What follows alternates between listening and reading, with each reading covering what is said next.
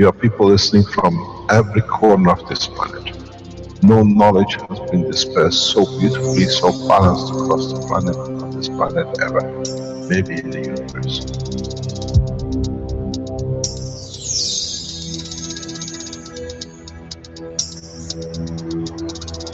You have the full potential of achieving everything in the universe.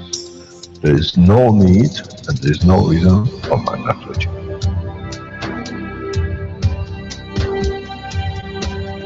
So, wherever you are, the way I taught you to make the coils, double coil inside, you have continuous equal gravitational magnetic field, and if you put CO2 on it, and you put zinc on it, you have connected the emotion of the man to it on a stable condition, and you'll find out you become a very peaceful man.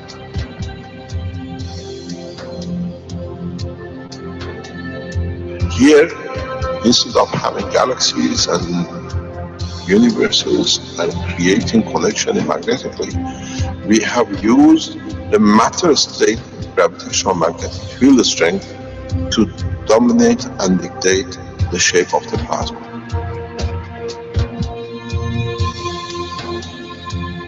The nanotechnology, the nanomaterial which you have collectively developed in different ways, by caustic, by electric currents, by whatever, fire or whatever, has that advantage that the matter, the nano, is all the same. So connection is very solid. It's very strong.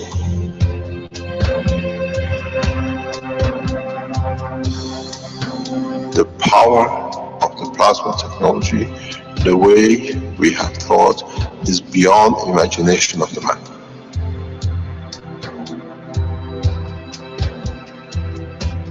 Now you can create and control the plasma, which is the mother of the creation of the universe.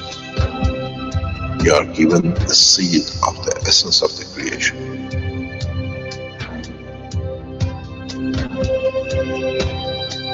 The foundation does not belong to no one and is not made of one anymore. You are developing it. You are structuring it. And from today, we will be still the same. We'll still develop the technology in different names, in different colors, in different nationalities which they do not exist. It is beautiful when we see the Christian, the Muslims, the Jews, and every other belief are working together to build up systems.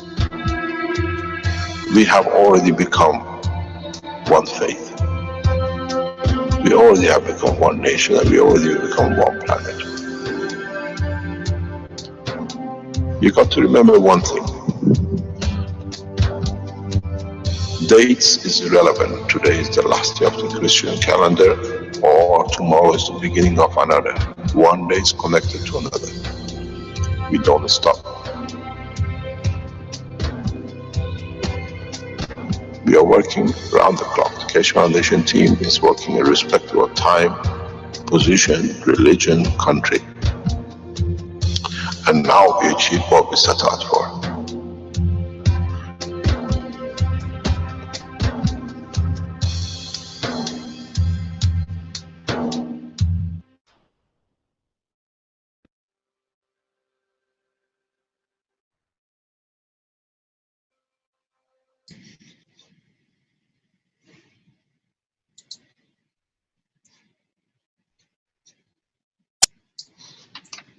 Okay, that was the new One World video of the Keshe Foundations, found on the Keshe Foundation YouTube site, and I think it might turn into a viral video. People can check it out and promote it. I think it'd be a great thing. Okay, welcome everyone to the 99th Keshe Knowledge Seekers Workshop for Thursday, February 4th, 2016. And once again, we're gathered here and to listen to Mr. Kesh deliver today's teaching on various subjects, always coming down to plasma. And I think we're ready to go at the other end there. Mr. Kesh, are you ready to begin? Yes, good morning, good day to you. Wherever and whenever you listen to these knowledge seekers broadcasting. We are on our 99th session, non-stop every week for 99 weeks. We have managed to add to the knowledge of each other, and hopefully we succeed today to do more. What we have and we are still carrying on with is on the back of last week teaching of the health blueprint, and we'll set the course and direction for the next blueprint on the 18th of February, in literally 2 weeks time, where we explain new systems for different applications. And we have seen rapid testing by different people. It says live stream is not. Rick, I'll read on the panel. It says live stream is not. Let me check. It's on. Someone needs to reload their live stream. Okay, that's okay, no problem. But my heart stopped for a minute there. No problem. So what we have seen is the continuation. As we said before, we have seen in respect of the MAGRAPH systems. The MAGRAPH systems, people who've been using it for sometimes over 4 or 5 months, we see they are reporting results of a large or at least a substantial reduction in their power supply bills. We have seen a number of people reporting this, and now that the systems are kicking in, they'll come out. As I said before, and we keep on carrying on explaining it, is that the power supplies, you put a meter at the end of something and you want to measure it, doesn't work. Because the rest of the house is pulling, or the rest of the building is pulling the energy. So you have to use the stronger entrance power, which is the governmental platform, which is your meter. It's at that point that you see reduction. Not when you put a meter in the middle of the house and you're trying to measure some load, because behind that meter you put in itself is part of the circuit of the house. So what about the other things that are behind it? They pull the energy, so you see a little amount of it. So we wait till people start reporting reductions, as they are doing now. We have noticed that people were happy in the past if they had a 5% reduction in their bill. And now 20 and 30% is not enough, and it's something wrong with us. This shows the pattern of the greed of the man. It will not stop. This is what we said, even if we give you 100%, there is something wrong again with the system, because we are not making you to make money out of it. There's something wrong with us again. And this is what I said. We take you to the moon. We say it's not good enough. We take you to the Mars. It's not good enough. We take you to the other side of the universe. It's not good enough. So this is the greed of the man. We are deaf to it. Our job is to introduce new systems collectively as Keshe Foundation worldwide, as one nation, one race, one planet. This will be the pattern, is for you to explore the avenues. We are not spoon feeding. We are enlightening. We allow you to understand more, for you to teach more, and for you to benefit more from the technology. Those of you who go and criticize the foundation or the work of the people who work around us, unfortunately, you are those who the greed of your eyes passes the greed of your stomach, as we say. This is how you confirm your existence, by rejecting something which is so beautiful. So you do not actually exist. You are the shadow of greed, which manifests itself in the body of the man. Those of you who have benefited by it and testing it, in different shape or form, you come back, you report. We have to understand and stand criticism. If the criticism is valid, we look into it. If we see a number of people are succeeding rapidly, we look into it. If we see a problem, we look into it. We come back to it. We haven't walked away from anything. Some of you have not listened to the Tuesday's teaching, public teaching. We're just going to repeat certain part of it because it's important internationally to be understood. The first part is that we reported in the Tuesday teaching that a number of people who come forward to show the technology works or they want to support the foundation, they get threatened. We put up on Tuesday, then one of the names, which is, these are pretend names, but we have everything in the background with them, is what we said. The attempts, the attacks on foundation is well organized through the Red Circle in Antwerp. We put the email of these people who sent to a guy who put on the internet that he has produced a system that his hand becomes invisible, the way we saw with Ali. And they threaten him and everything else, exactly the same people as they threaten Alex and the others. But they come back because they realize these people are nothing but cowards. I would like to ask Rick to represent that email, which has come from the guy who received the threat. You see the name, and then can you put that up, Rick, please? These yeah, let me see if I can find it here, just a minute. Yeah, please. These names and all the tracking, even to proxies, has gone to the police, Interpol, national governments, and security services. We will knock on your door very soon. Not us, but the international police force and your own government. You do not make threats against people's life and walk away. They got away with it in Antwerp, in Belgium, 3 times, and they thought now they're impenetrable. Every person connected and been emailing through and connected to Red Circle will have and will bring you to justice. We have set the course up and security forces are well onto you. You posted things on certain websites, which now FBI has started investigation on. What we put out and they've proven us to be correct, the gentleman soon will be incarcerated. We have noticed he has posted on his website that this is the communication, but the communication with us and him, what is missing is the telephone number of the FBI and him confirming that he's been interviewed and under investigation for misusing children. When you go to his website, he hasn't put that out, but soon through appropriate channels, now that the FBI has interviewed the gentleman for child abuse and he's confirmed it in writing to us, we release the name of the FBI officers, the release of the person, copy of his own email, the time of transmission, that he is under investigation and soon will be in a full investigation within the court limits of the United States.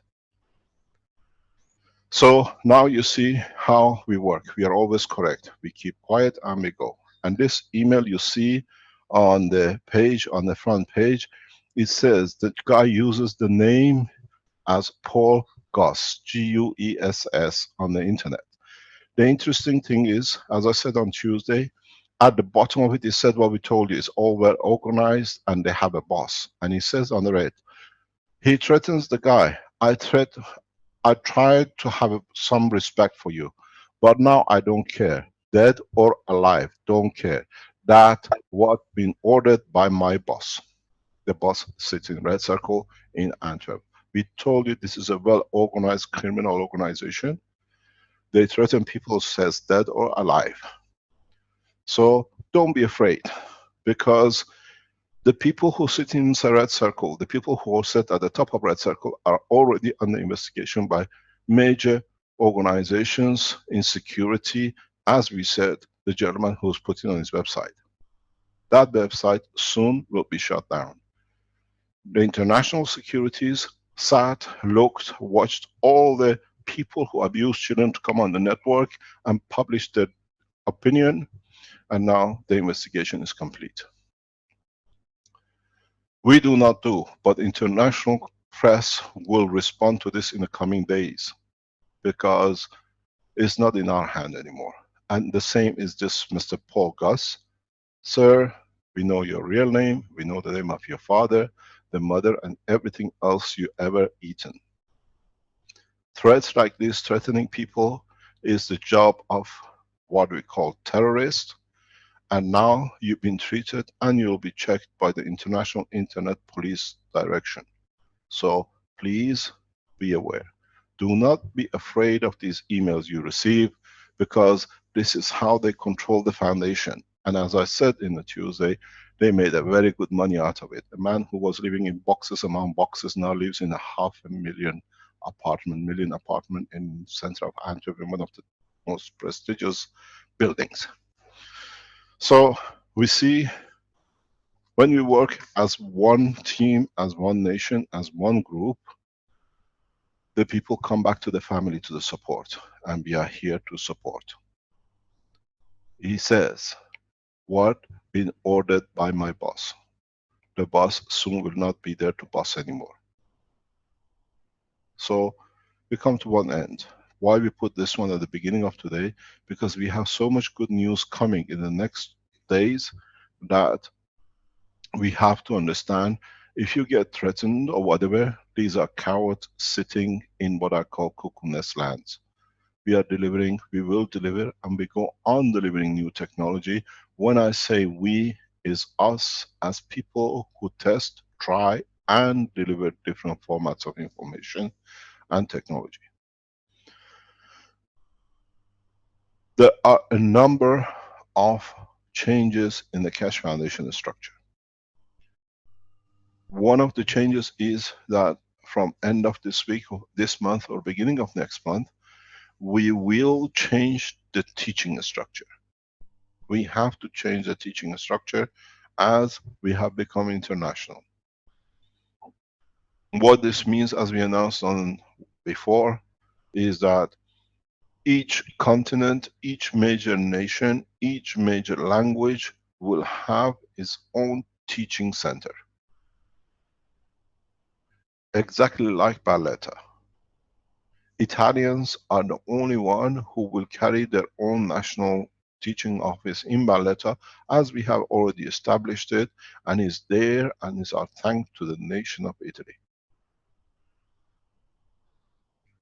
We will support this center as long as is possible, for decades and centuries. We are not sitting and just walking because we moved our headquarters from city of Barletta to the beautiful city of Dubai. Will change our commitment. We are committed fully to the nation of Italy as part of the Keshe Foundation, one nation, one planet.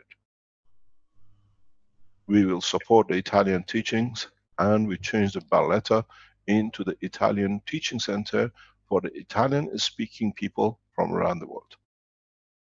The same will happen in coming time from China. Chinese teaching center will be set up in the coming weeks, and it will be announced. The same will be, we support the German, the French speaking, the what we call Spanish speaking, and others. We'll open the centers in Africa for African speaking native people. These teaching centers will be given the same facilities as the rest, in a way that people can switch while they are studying from one classroom to another across the continents and across the world. You can be anywhere in the world and you can listen to the teaching in the language of your mother language, if it can be organized and or can be financed. We have put, and we will put, huge amount of finance into teaching. Same time, each teaching center will be equipped with its own research center, which means when you teach the students, you do not need to be in a classroom, will be in the benefit of going to a center, being able to test, being able to do what you like and experiment and develop. We've seen this happen in China and it's very successful. So we take a note from them and we carry on. Chinese Keshe Foundation is heading the rest of the world in a lot of ways in research and the rest. So we finance heavily into China. We thank the Chinese government in so many ways in the background, allowing and setting up the structure that the Keshe Foundation can grow this way within the nation of China and for the Chinese community worldwide as one nation. The same will happen across different languages. This is not, as I said, one person anymore. There's a lot of people working in the background. Large number of people working in the background.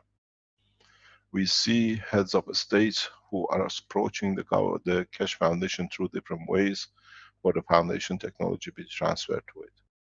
In a coming time, we'll announce leading people worldwide who become as part of the Keshe Foundation, what we call family structure. This is as part of our work, and this will carry on. In the blueprint of last week and in the talks of the week before, we concentrated on health. We know one of the biggest problem with man's problem with cancer or our body, physical body, is due to composition of the food or the environment we're living in. Which means if we change the condition of our intake in our body, we can change the condition of the working of the body.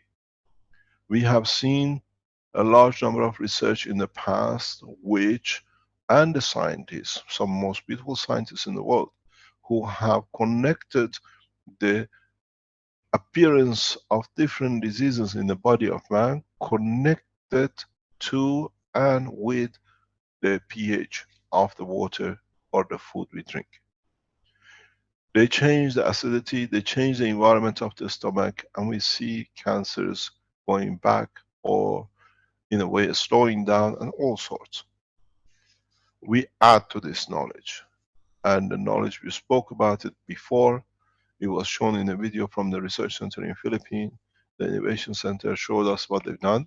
Now we show, hopefully Renan can show us a new development, and we put this development into manufacturing in the next 30 days. Which means you can buy the unit, or as usual, you can have the blueprint of it on the surface, and then you can do it.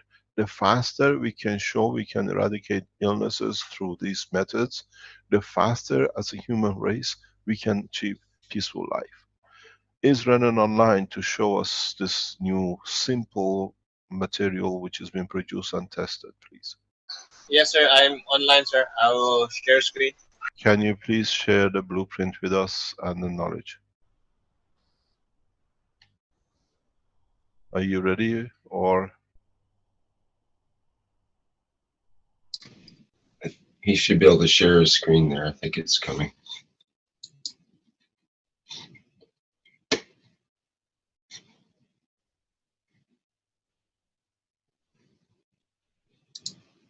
Hello, sir. Yes. Okay. So this is we have confirmed on. We just designed it this way, and we have confirmed that having a double layer tubing without, meaning the double layer tubing here, if you can see in the drawing, the tube.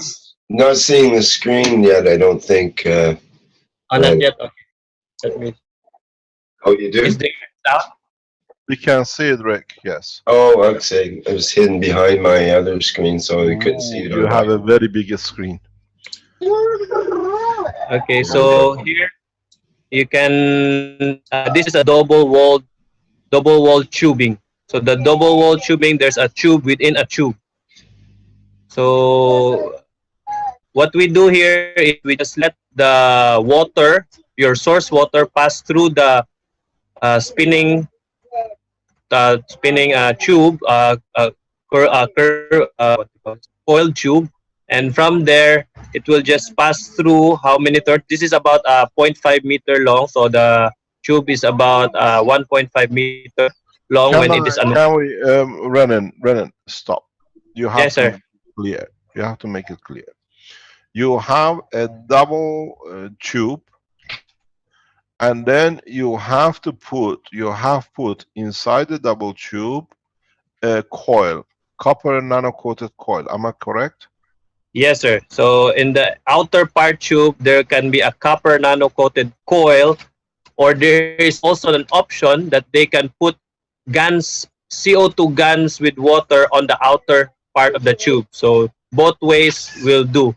The So CO2 guns. there is a confusion here. We have to sort out, because Okay. the way you're drawing it to me is so in this is a, where are we feeding the water to the blue Okay. tube, or start from the beginning, because we don't want to go through the same confusion as the what we did with the power unit. Okay. Start from So the beginning. Oh, turn it the other way, turn it the other way, turn more. No, go back. We saw tube. Just go back. There was one angle. We see tube. Go more, the other way, the other way, the other way, the other way. No. To look along the tube. Just carry on. Yeah, just rotate it the other way. The other way, the other way. No, the other way. Go away from The us. other way. More, That way. A little bit more. more. Side view, Renan. Side view. Yeah, we want a side. Okay, stop there. Okay. Stop there. Now we see it. Now it makes sense. okay. So this is a tube, a nano-coated tube, copper tube or copper wire, sandwiched between two pipes. Yes, Correct? sir.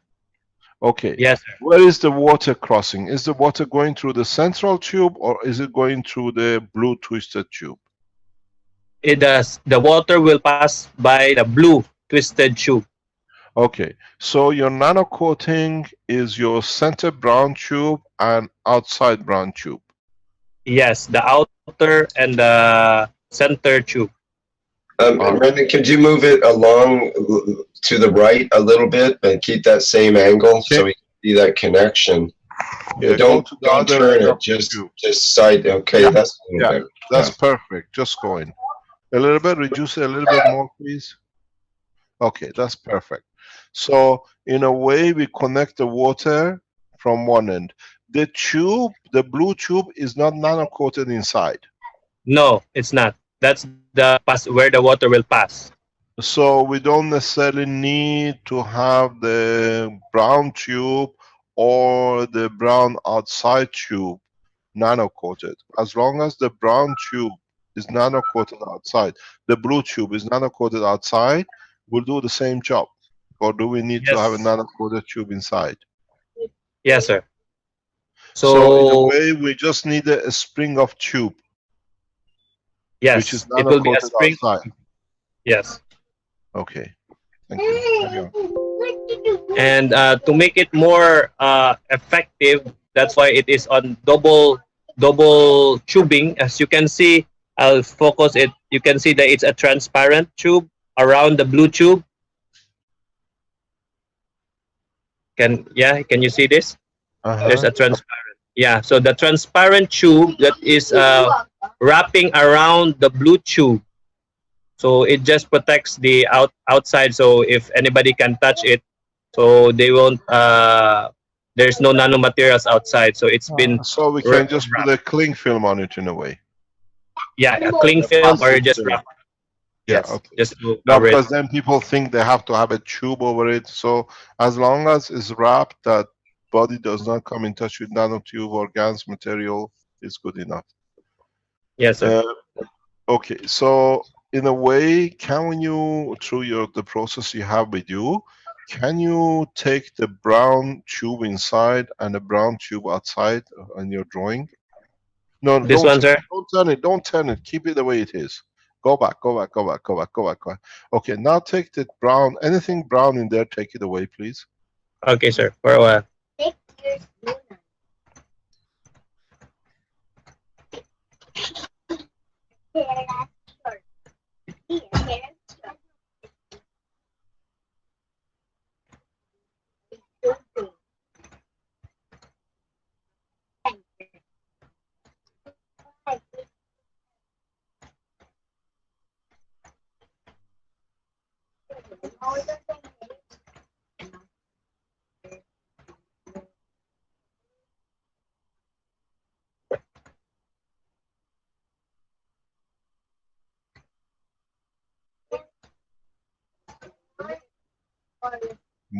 Two straps have gone.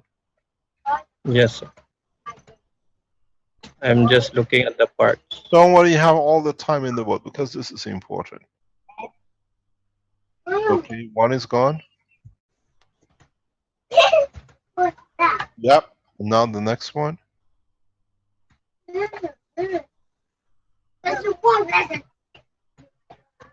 These are your beautiful twins, I presume, Renan. Right now at my back, they're just doing something, even, and the eldest. Okay, these are the other one. Okay. You lost your green tab somewhere. Yep, you're back. Now you gotta find the brown one. Here it is. There. Okay, and one elastic which is with it. Okay. Okay. Now, in fact, we just need a spring tube, which is nano-coated outside. Am I correct? Just turn it? Yes. Yes, sir. Yeah, okay. In fact, what we need is exactly the same coils that we had in Magra power units, but now we use a tube, a water tube that is nano-coated outside. Am I correct? Hello, Renan. Yes, sir. That's correct. That's okay. Now tell us the results. What does this do? So the process will, when the water pass through this, we get the pH level of the water passing. First, it will increase. We have balanced water here at 7 pH, and from there, when it comes out from this other hose, what happens is it becomes 8 above. So the pH increases to alkaline state. How can the people measure? Because we saw in the reports from the other member of the innovation group last time, showing millivolts on the meter, and he converted it into pH.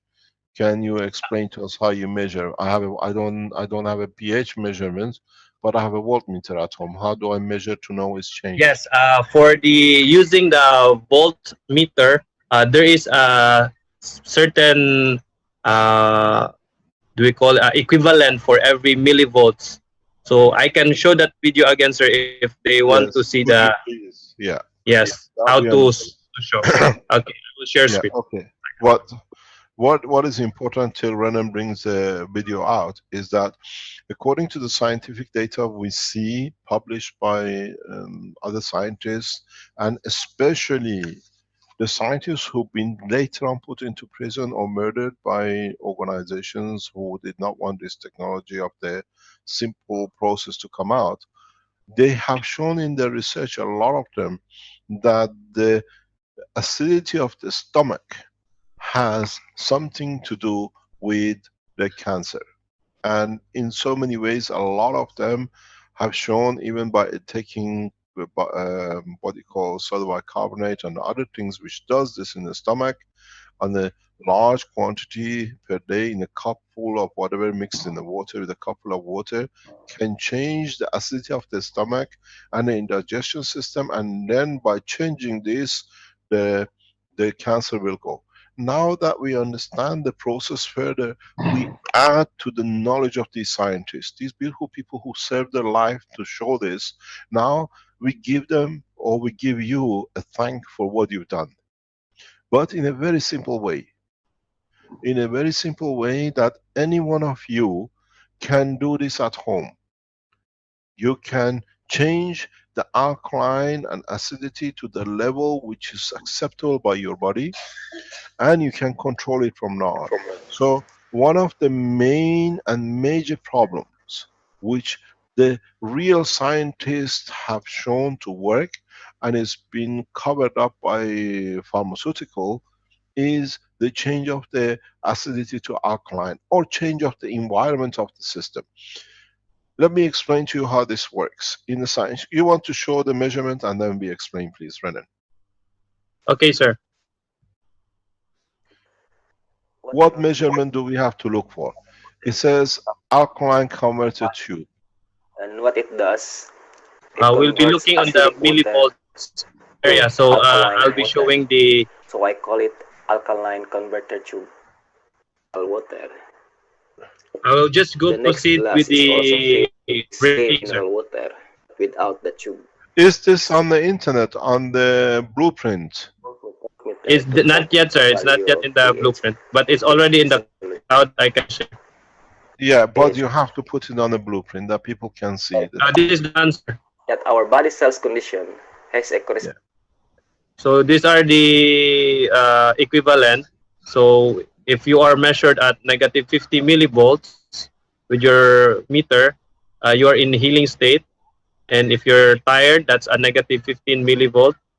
And if you're sick, that's at negative 10 millivolts. And the rest, organ failure at negative 5 millivolt and prone to cancer at 0 millivolts. Yeah, okay.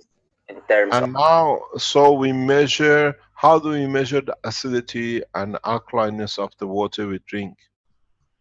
Okay, this is the next. So this is the alkalines or the levels. So in the pH is equivalent to 0 pH, very acidic, positive 400 millivolts, and the equivalent average or water is pH 7 is 0.0 millivolts, and high alkaline at 14 is negative 400 millivolts. So this is the conversion from acidics. If you get this reading, you can convert it. Can you put these two datas and the other one next to each other somehow? Okay, I will get the screen, sir. No, because then we have to understand it. If you can put the two datas, what has been done by the doctor and what we know by voltage, then we as people, when we use this tube, we can measure the voltage and say, okay, I've changed my position. This in fact, as I've said before, we are used to it. At the moment, we go to the shops, we buy filters for water. In the Western world, or in most of the part of the world, we buy these carbon filters, where we allow the house water to go through these filters and we drink it, we say it's clean the way we want it. This is a natural process, the same, but plasmatically, you change the acidity to alkaline. Is the point of the zero, below zero, above zero. One is frozen and one is a warm, whatever you want to call it. And this is important to understand, because what the maggrav layers of the nanomaterial of the copper does is creates a condition that changes the voltage and the current within the layers of the water which pass through. It does not change the material state, it changes the energy state. So as we've seen, alkaline is minus, or the acidity is plus. So it gives energy and it takes energy. And the way you turn it as a coil, it creates the same way control as coil as what you did with the pens, with the paint pens. It has both gravitational and magnetical. So the water becomes the center pin, which will carry the information. The water now is the fluid pin, where in your pen, the fluidity was totally by the pen in the center, which was nano-coated. In a way, what happens, we change the energy state in the plasma of the water. There is a question.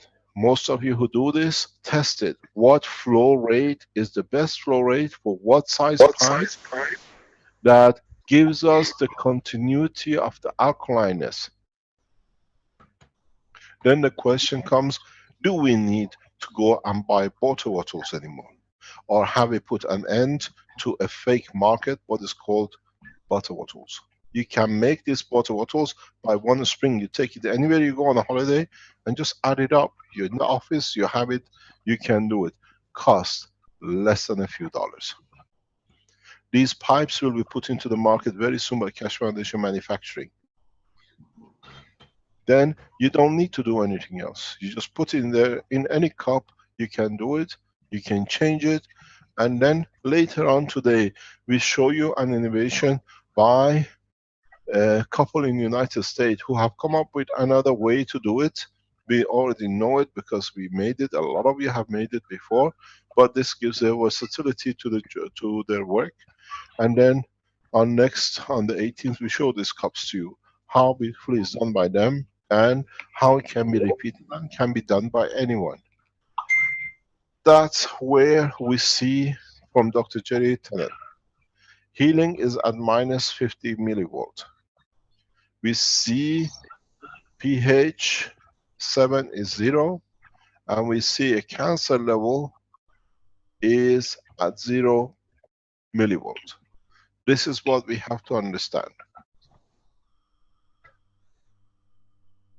The minus figure and how you switch. Prone to cancer is minus 0 millivolt.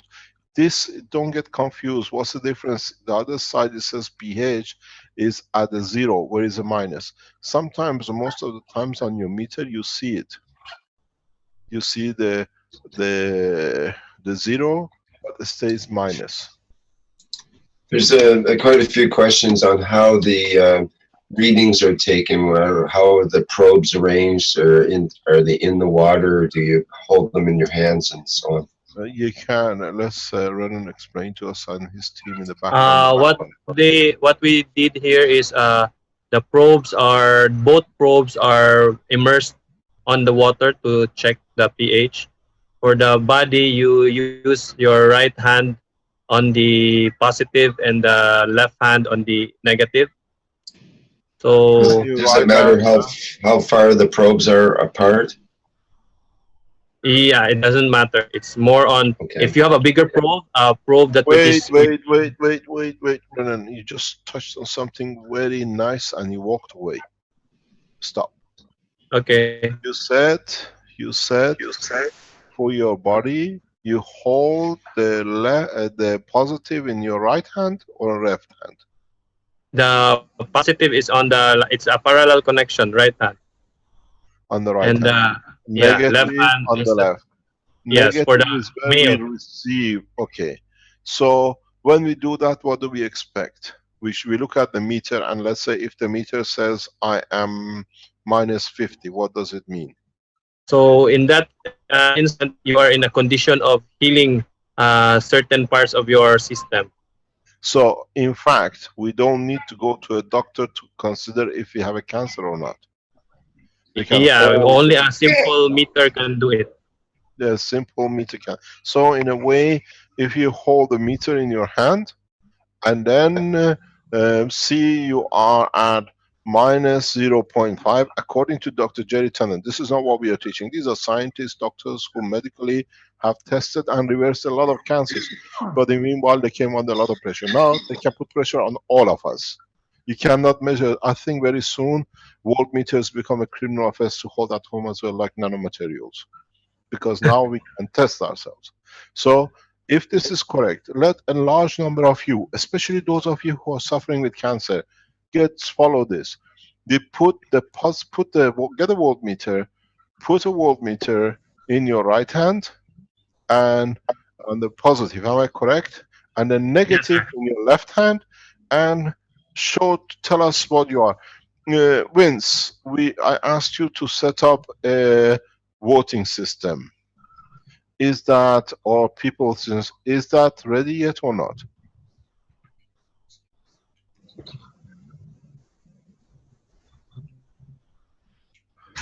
So it'll be important for us For those of you who suffer from illnesses, let us do this together today. Get a voltmeter. Walk out. Most of us, we have this little gadget called voltmeter in the house. Get a voltmeter. If somebody told you or you don't feel good or whatever, send the data in the number, in the connection we give you now. We have opened the one planet, one nation, one race.org. It'll be open in the next few minutes, and Vince will announce it to us. We work as one nation. We work as one family. Put the data into the center where we give you the information that you want to pass. Let us see, how do we see if we can justify this research live. Can we get clear on whether it's DC or AC? It's all DC. DC. All DC. Okay, all DC. thank you. So what we're going to do today, these are the live workshops that we start running publicly with all of us. So let's validate some of the work together. Dr. Jerry Tennant says, if we show -50, we are healing. What about if we show -100? Are we healthy, Brennan? I think this is based on a level, sir, because I will be seeing because he has a Tennant Institute university, so he's teaching homeopathy. I think Dr. Jordan, and most of the homeopathic doctors here in our place use a device similar to a voltmeter, but what they do, it's still in millivolts. They have a millivolts reading.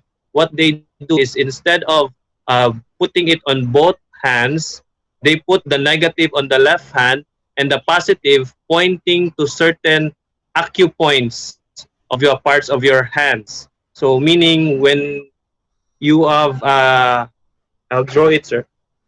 Yes, I know. We know the pattern. The acupuncture point in the organs on the finger we worked with, we've seen it before. You can go on the internet and take it out. So you can put the other one, somebody can put the pin on your liver, see if you've got the liver cancer, you've got a kidney failure or whatever. So let's understand that fully. Can you add that picture to your thing, to your the meridian acupuncture points somewhere in the list? Yeah, I will get the picture, sir, but it's from the internet, so maybe it's not allowed. Ah, God, we have all the. Rick, you're good at this. Can you find us a public picture we can use without? That's of the acupuncture points. Is that what you mean? Yes. Okay. Yeah, for the hands. If you can bring it, then now we bring the workshop live the way we start doing it. Other things, this is part of the workshop. It's a public workshop. Let's do it together. We can collectively confirm yes or no if it is. And please, those of you who have cancer, you've been confirmed cancer, or you have somebody with you, your loved ones or your friends or whatever, who've been diagnosed with the cancer, to go through this test with us now, or while you're listening anytime in the next few days and weeks. And go back into 1P, 1N, 1R, one planet, one nation, one race.org, or one planet, one nation, one race.cashfoundation.org, and put the data in. This is a live test. This is what we call clinical trial worldwide, simultaneously. Nobody can stop you to diagnose how sick you are and where you are sick of. Get a voltmeter, measure, right hand, left hand. Follow the procedure which is going to be explained according to what is done by the scientific world, by the doctors who spend a lifetime to develop it. Now, through nanotechnology, we can change the position. We are not, this up to now is not what we bring in, it's what is passed on to us with the knowledge of the beautiful scientists in the past. Now we have added a tool that we can change the acidity to alkaline into minus whatever, that over time we change the condition, the environment, magnetic gravitational field of our limbs and our organs, and we can say goodbye to biggest killing machine of the man, which is what we call cancer. Let us do it together. Let us do it correctly. Let us gather the information. Whoever you are, wherever you are, it's impossible that one of us, we don't know somebody who's been diagnosed with a cancer, is on the chemotherapy, or have had an organ taken out, or whatever, been under radiation, where if we can show publicly, you take the results today, it shows cancer. Maybe some of you will be surprised with the results. You find out you got a cancer and you didn't know, or is in progress. Or you had a cancer, you're not sure if it's coming back or not, or if it's there or not. You can test yourself. This is the space technology. In the space there are no doctors. It's you who have to justify your own existence. Are you absorbing? Have you absorbed? Have you received enough energy in one cell that it changes the whole body? Why do you measure cancer by measuring through your finger?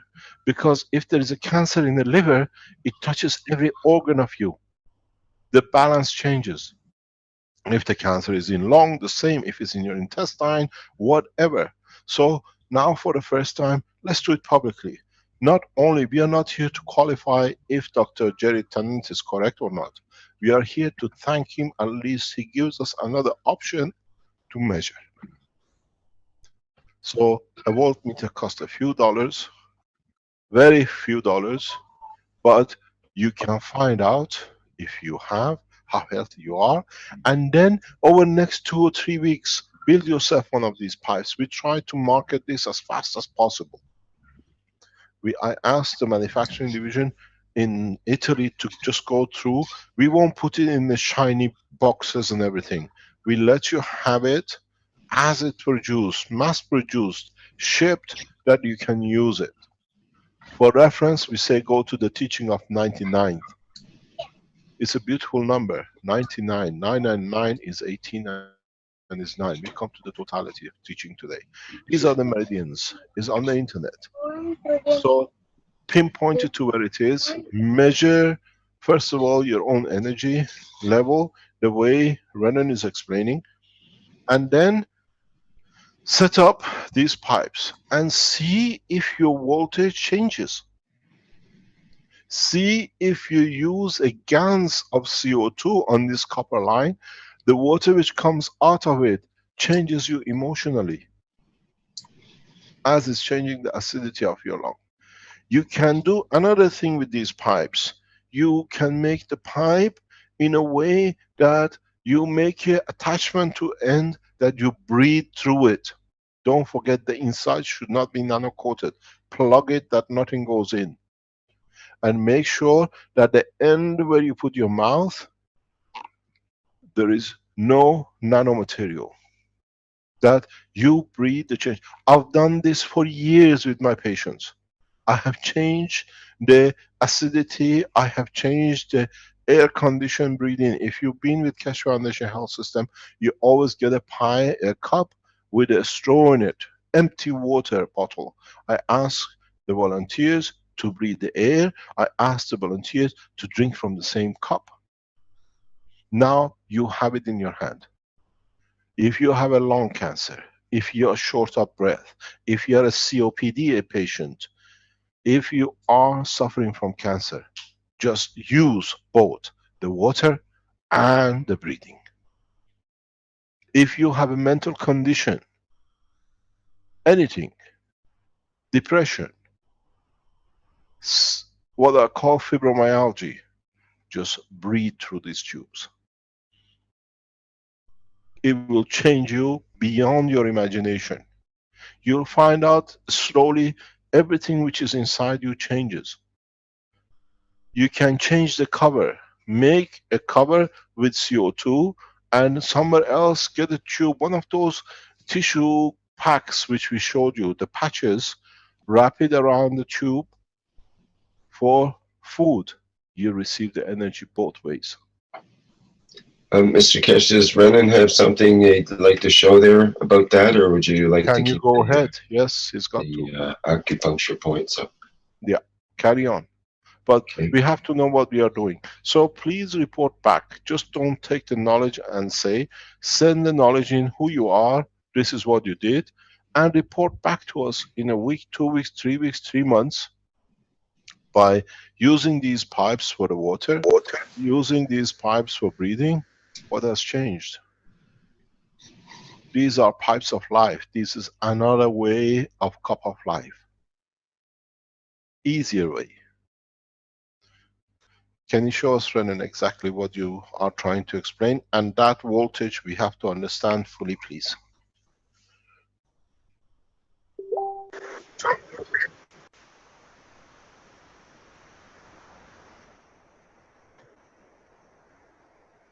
Yes, carry on, please. Okay, sir. Yes. It's just... The one that I wrote a while ago, I'll draw it again. There's a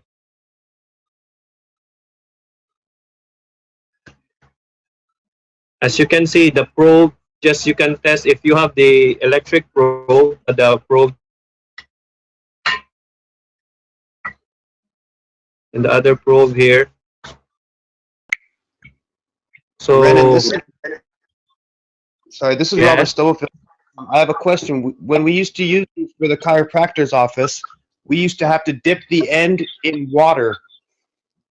Is that still the case with this? You just need to moist your hands, a little bit moist. You wet your hands with a little bit moist, so to have a conduction conduction of the fields.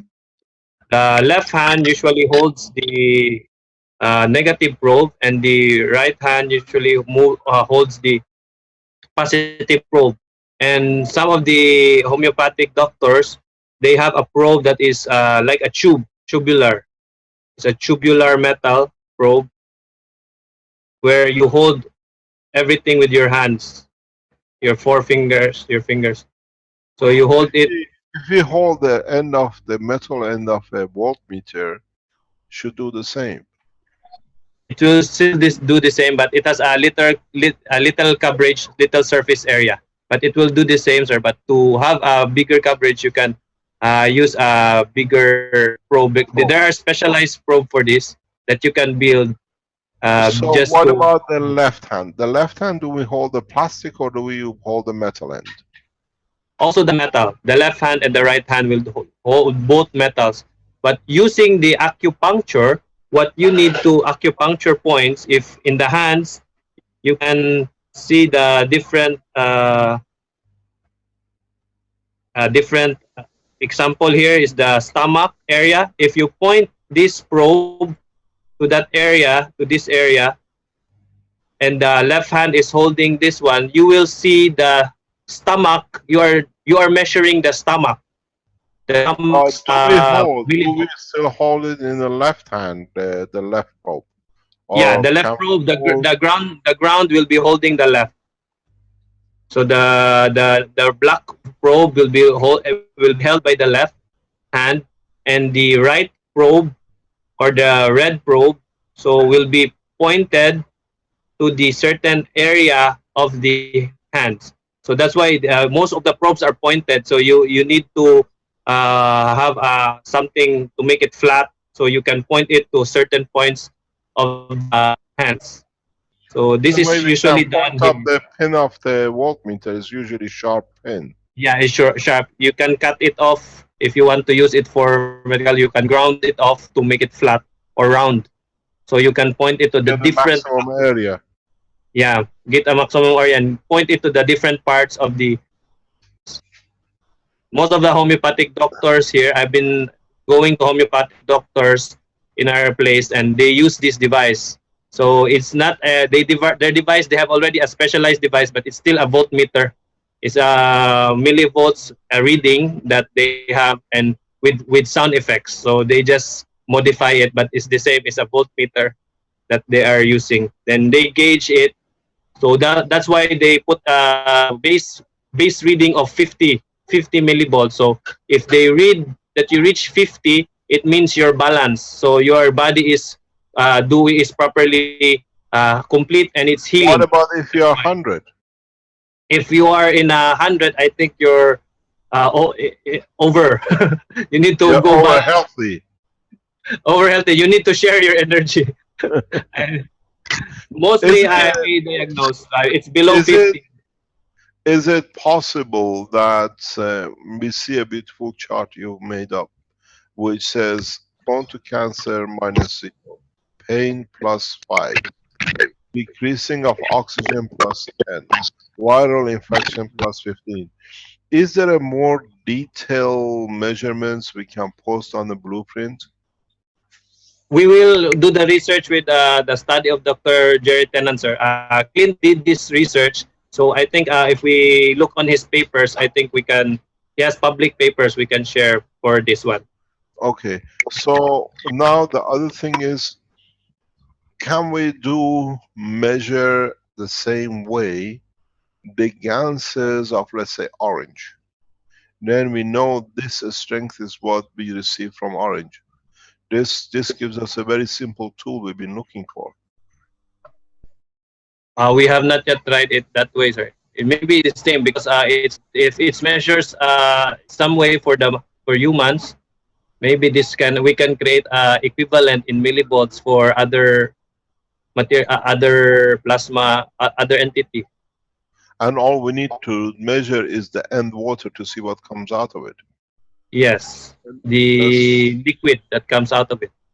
So for people like Annex and the others who tried the banana and the orange, we can measure the pH of, or the millivolts of the water beforehand, and then measure it after they put the onions or the orange or banana on it and see if it changes there. Then we see Correct. if it changes in a plasmatic condition which reduces to matter state that we can measure electrovolts. Can some of you as Keshe Foundations around the world, I know you're good at it, going to start doing it. If you can test it and let us know and go public with it, whatever you use, or put it on the Keshe Foundation. I believe also the Long Beach, California group are also testing this, sir. They've been testing this pH and also in many ways, so they can confirm it as well. Okay, we are, as we explained, we are sending couple of the pens we saw in the green, what they call in the blueprint day, which shows for what they call diabetic and for addiction, to 3 scientists, 3 doctors around the world to test. Yes. As you know, they should be leaving today. And then the results will be shared by the doctors, good, bad, whatever it is, what we have to change. And further on, you see things on your plate here. As further on, we add to this knowledge. This is what we need. Please go from now on. Use the Keshe Foundation as Vince explained, the testimonial, or go to the Keshe Foundation forum, open a section for measurement of different things, and use the forum fully from now on. A lot of people have forgotten to use the forum. The forum is there for the Keshe Foundation and the people of the world just to come in and share your knowledge.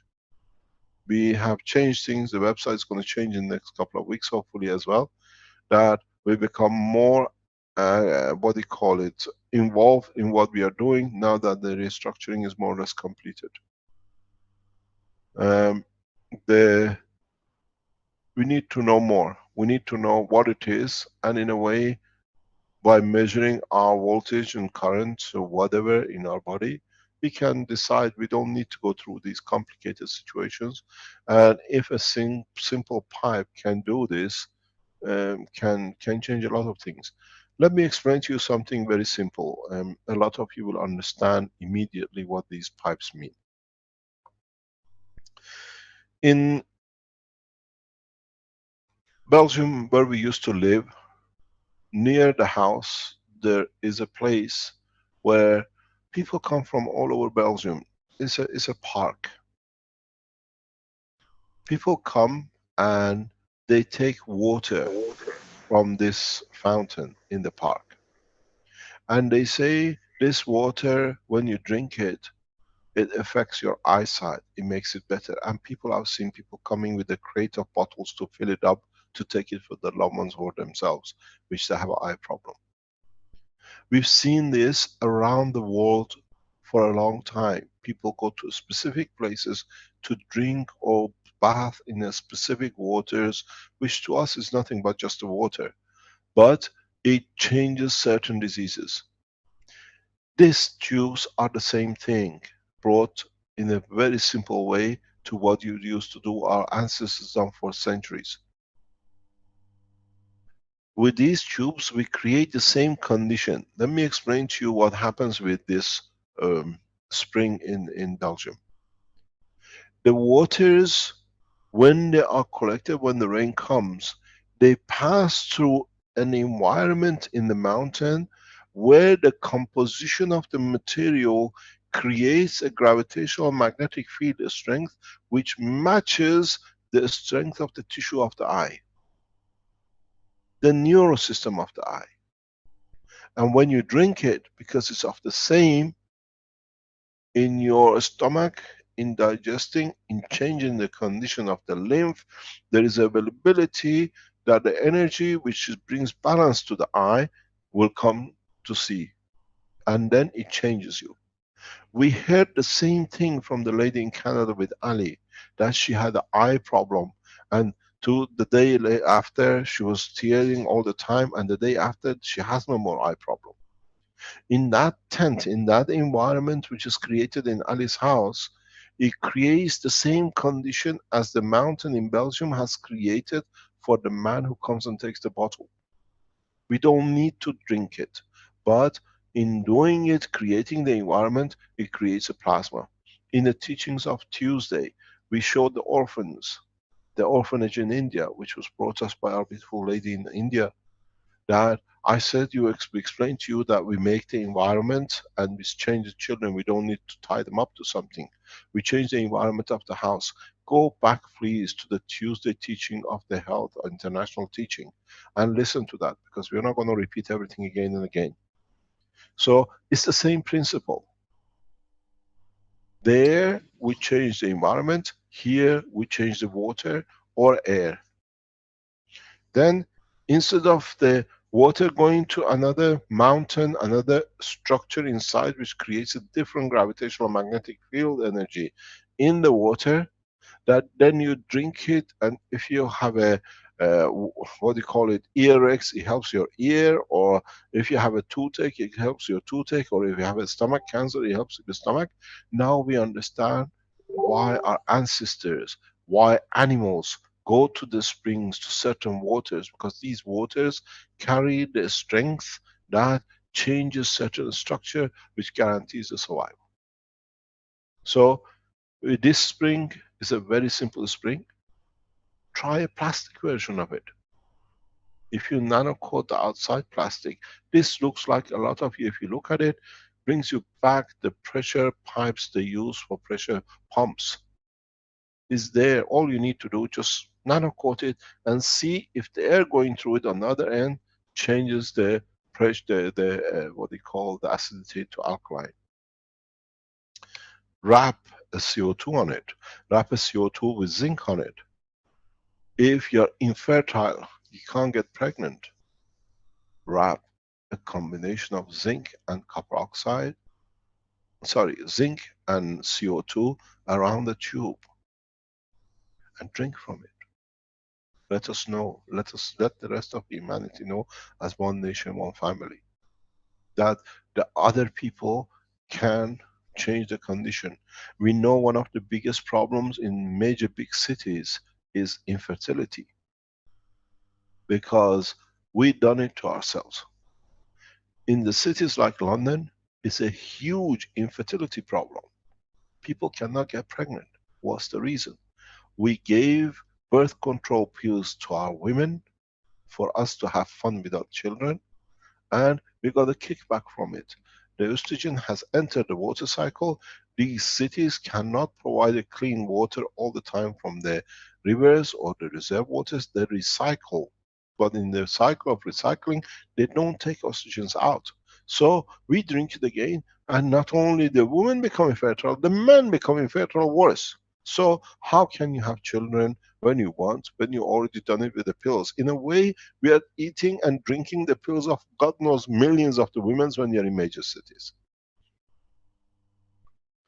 Maybe with this process we can reverse it. Maybe with this process we have found an easier way to stop a lot of pain from the people who suffer with wanting a child and not having been able to have a child. We are testing this with pens, we are testing these with pads, we are testing this with the new coils. And you can do it at home.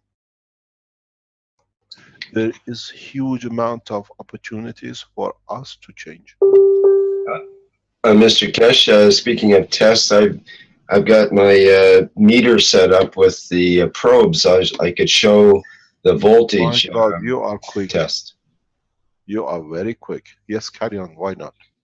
Okay. If anybody else who's testing it, come online, raise your hand, we listen. And Renan, you can educate me if I'm not doing this correctly and so on. Let's get this set up here first. Rick, before you go ahead, I have a technical question. I have this new voltmeter. I have 3 plugs in. Where does the red and the black one go into? Well, the black is usually in COM or common. Okay, the positive one. And the red should be in your. There's a place for amps. You don't want it there. You don't want it in temperature. You want it in the normal. What do they call it here? Volt and capacitance, depending on what you have set up. Yeah, mine says V, and it has the ohm figure on it, so that's the one you want it in. Yeah. Okay, so you should be able to see the reading there, and I've got the 2 probes, red and black, and so it's at 0, obviously. Pretty much. Sometimes it ranges a little bit.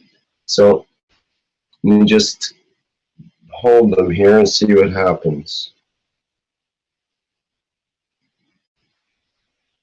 Okay, that's what, about 70, 60 something. You're very healthy. 50. You're recovering. Don't forget that Rick had a tooth pulled out a couple of days ago. That's right. My body kind of went into hyper repair mode for the last couple of days. So, and there it is, right around. You have no cancer. You're a healthy man. You're super. Oh, that just shot up to 80 when you said that. So I think it's to do with the maple leaf syrup. Yeah, that has a lot to do with it. Okay. Actually, now, can you let's do something else, Rick, while you're there. I know you have everything with you in there. You were most well-equipped scientist I ever known. Get a glass of water. Can you measure a glass of water, and then get if you can, you have bowls with the GANs in it. Can you put a bowl of GANs in the water and see if we can change it with the bowl of GANs? Or we can give it time to change. You have a lot of these pinky, orangey ping pong balls, or if you have a nano-coated pipe, you can pass the water through it and check it. Okay, let me get some water. Get it set up. Is there anything Brendan wants to show in the meantime here, or just placing in Rick's field on his lap or something like that should be able to change it. I used to use one of the machines from the International Health Technologies called the Scan MSA, and just putting it in the field of the person, Robert Stubblefield, just putting it in the field of the person will change the, and there's one on the thumb right by the fingernail that we use as a point that you test these things from. So it'll be on the, if you're holding your finger and you fold your hand and you fold your thumb in, it'll be the one closest to your body, right next to the bottom of the thumbnail. Can you repeat that, please, Robert? Can you repeat it slowly that we understand? Yeah. If you are holding your hand so that you can look at the bottom, the palm of your hand, and you fold your thumb in, not the part of your thumb that's Can you closer go on to. the camera and show us if we share camera with you? I can certainly do that. Rick, while you're getting ready, don't put anything in that jar. Just let's measure it, measure another water in another jar and put something in it while we come back. Is that okay with you? He's not there. Rick, are you there? So I couldn't hear because if I take my microphone out or my Yeah, headphones just off. Robert, wait. Rick, measure. Can you measure the water now, please? Rick, wait, Robert. We come back to you. Just wait a minute. Okay, What's the so water let's measurement? set up a little better here. Liter.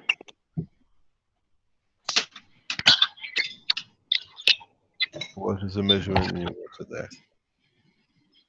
Is this the right way? Oh, -9. This is distilled water. Can we have a tap water? Do you have a tap water in Canada? Yep, definitely. I'll get that sample. Yeah. I won't be able to hear you when I get away from my microphone. We wait. No problem. Robert, can you just hang on till we start this and then we come back to you? Absolutely. Anything you need. Yeah. Explain to us exactly. I saw your hand. I saw your camera on. We can see it, but the public can't. You can see my hand. You'll be able to describe it better than myself then. Do you see the black point on my thumb? Yeah. Right by where my fingernail is? That's used general testing the machine. I think we have to come to you. We don't understand it. Just wait. Rick is back. Okay, so this is the tap water, which is from a well here. But I know that the well has quite a bit of iron in it. So let's just see these quartz. Just a second. I'll straighten them out. Settle down, you guys. Okay, here we go. We're at 0 now.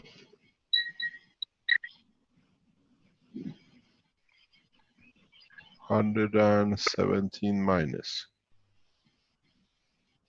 Even up to, let me pull it back a little bit here on the probes. I hit the plastic in there.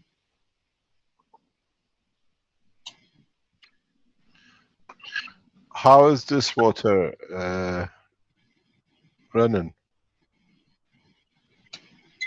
I'll go back to the distilled water and see what happens here again.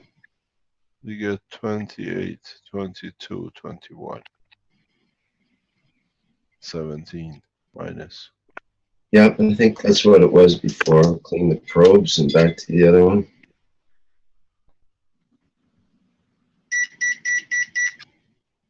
-16, 15.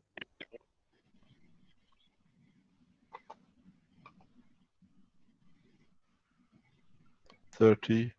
What is 30? Seems like as the probes get cleaned off, it goes up a bit. Or gets the probes Okay, what is -25? Brennan, you got the dealing there. Yes, sir. Yes, sir. I'm minus. Depends where you push it, huh? See if I can hold them steadier. It's -26. What is round -20?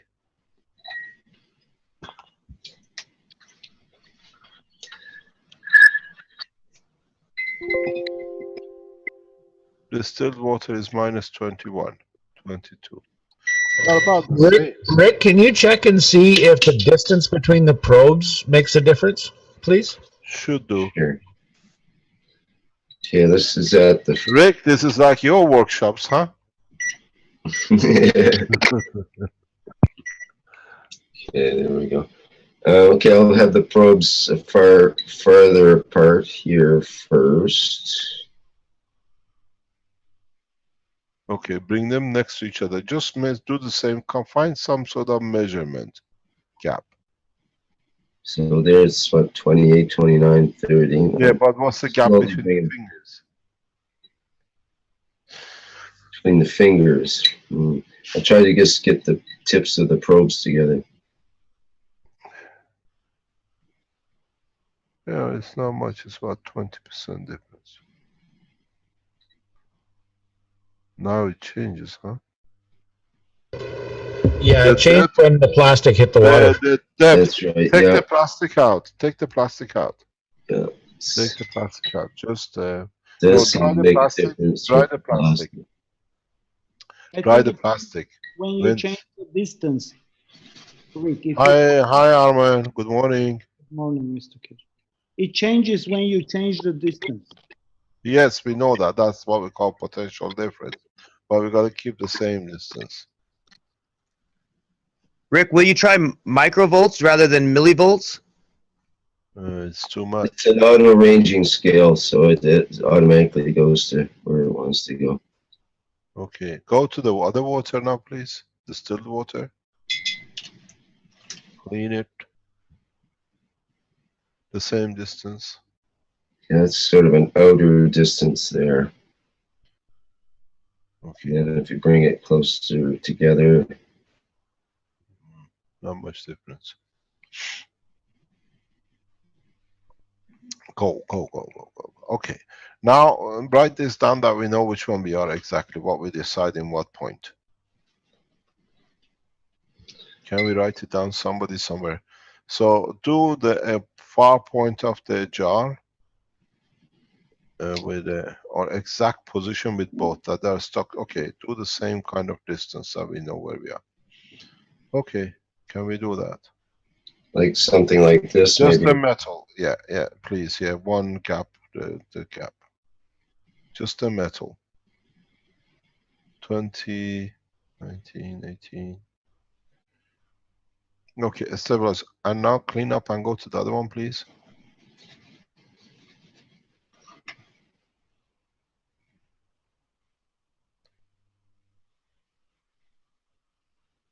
Minus 31. This looks to be healthier water according to the chart. The lower we go in millivolts negative. So the other one was 18, 19. This is 28, 29. Okay. Yeah, that seems Can you, consistent. okay, can you get? Do you have any nano coated inside, not outside, with the GANs in it that we can put in one of the bottles? Or do you have a nano coated tube that you can pass the water through? Maybe like a, what about a, one of these? What is the CO2 bottle? Okay, clean it, wash it, clean it. That doesn't carry any GANs with it or anything with it.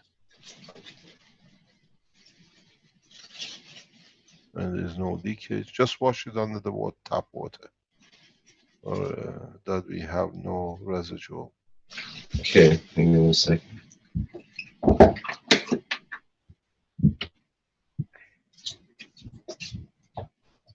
Robert will come to you. Ronan, what is 20 and what is 18? What's 29? What kind of diseases we are looking for? We're gonna convert it into pH. What pH are? I'll first Hello? Okay, Hello, so yeah. you want me to put this in the... In the tap water, yeah.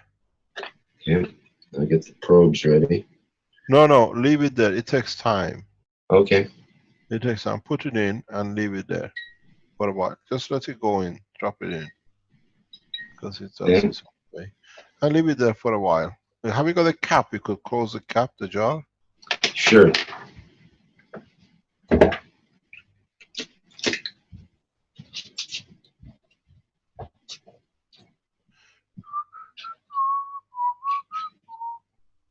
I kind of like these real world examples. We got to. We're going into the stage we change. We got to change altogether. This the teachings. Now we're coming to the real part of the teaching. So this is very interesting for me because I just moved, and the place I moved into, we have a horrendous amount of chlorine in our water, and I'm loath to drink it. Try your system if it changes the fluorine. Why not? We had this before. A lot of people ask this question. Yeah, I'm going to go out tomorrow and get some flexible copper tubing, and see if I can come up with a system tomorrow. No, you're measuring air, Rick. Well, you never know. These two jars might be talking to each other a bit, so especially with the GANs in this one, it might make the other one jealous. Can you shake your jar that the thingy can go everywhere? The GANs. Oh, I presume this is one of the, what do you call it, maple syrup jars? No, this is just some beans or something like that.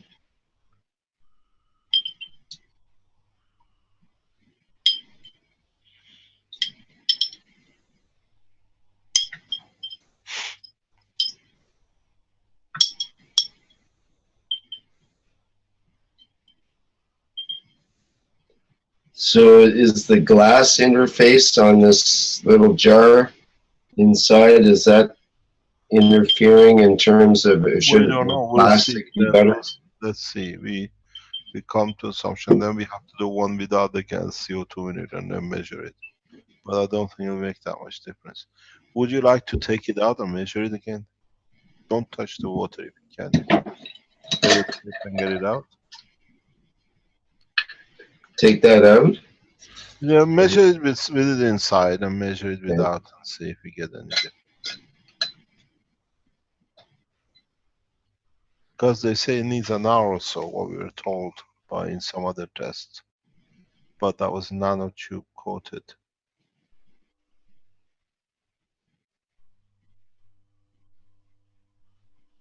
Hasn't changed, it's gone down. Can you clean your tip and put it back in? Can you clean the tip of the thing? Your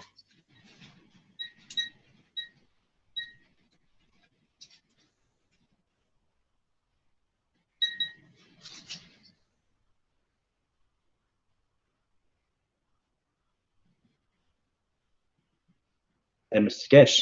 Yes. This is Francois. I put my spiral nano coated, and then the thing went to minus 160 in my glass of water. Yes, because we understand that. We don't want to do that because then you interact with the nanoparticles. We're trying to see as if the GANs can do it. But the GANs is different than nanomaterial. This is just an experiment.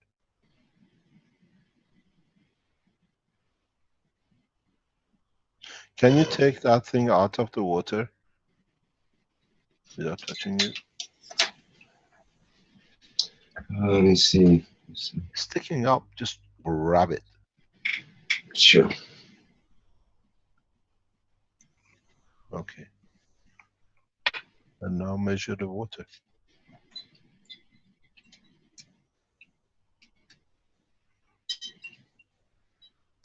This is a few second job. Let's see what we get, if we get any difference.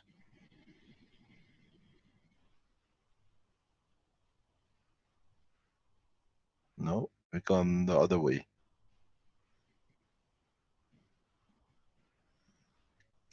Might need to leave it overnight, Rick. Yeah, because they talk about the other way. Okay, now Rick, I know your house is full packed with copper nano-coated materials. Can you put a copper nano-coated material in there? Not again. I think he has more nano-coated material than anywhere else, even in the reserve banks. Well, I don't have that much, but how about something like this, a coil? Yeah, put it in. Put it in. Let's see. And leave it in it. It's just the perfect height. It's got a little handle that I can pull out. Okay, can you measure now to see if you see a change? Washed, Rick? Your nano coil is washed? Not clear on that. That one's one of Guy, the one that Guy had, and I'm not sure. I think he washed it, but it may not. It may have residue. That's right. So that could change something. Okay, change. Let's see where we go.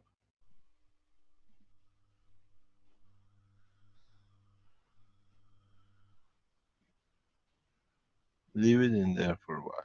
3031. Yeah, that went up a little bit. That doesn't count. It went back to it as it was. Don't touch with the plastic. I'm trying not to. Let me clean it again. When you touch it, it goes to 70. Wow.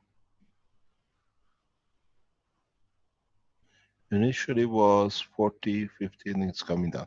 Okay, leave it in there. We come back and measure it. It needs time to do its work. Okay, just leave it there and we come back to it and see. Because if you read the video before, if you listen to the video before, they leave it for an hour or two. So leave it there. We come back to it before we leave, and we'll see. Is that good with you? Okay. Yep. Oh, okay, that's good. Okay, can we go to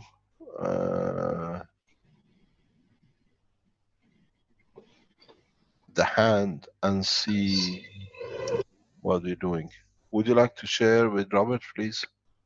Okay. Okay, so the point on my thumb is your lung 11, LU 11, on the meridians. If somebody has an infection in their lungs or pneumonia or something, you'll use liver 4 for this.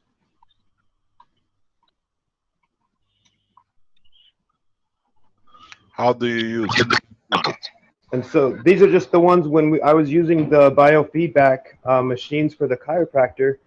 These are the ones we would use primarily, or like as a general testing. Or if you were to put Gantz in Rick's field and test him again, like on his lap or something, and test him again, you would find out if that material is good for Rick, or his body wants that. Can you repeat that again, please? Yeah. So if you were to put a bottle of Gantz in Rick's lap and intend that you wanted to know whether this is good for Rick or not, you would see a difference in the reading in millivolts. I think we were using microvolts, but either way, you would see a difference in that if this was something that he wanted in his body or near. Robert, you're measuring between those 2 points that you're showing? If somebody has an obvious pneumonia, cold, infection, you'll use this. And this is your liver 4. This is lung 11 on the meridian system. So I'm not clear on what the procedure is to put a bottle of Gantz, you know, like something like that in my lap, and then do something with my hand at the same time. So then you would probe in your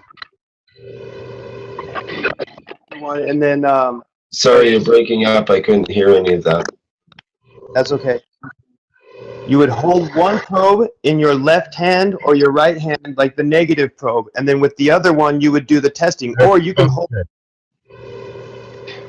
hold the positive probe in your right hand and use the negative probe to do the testing on your left hand for this.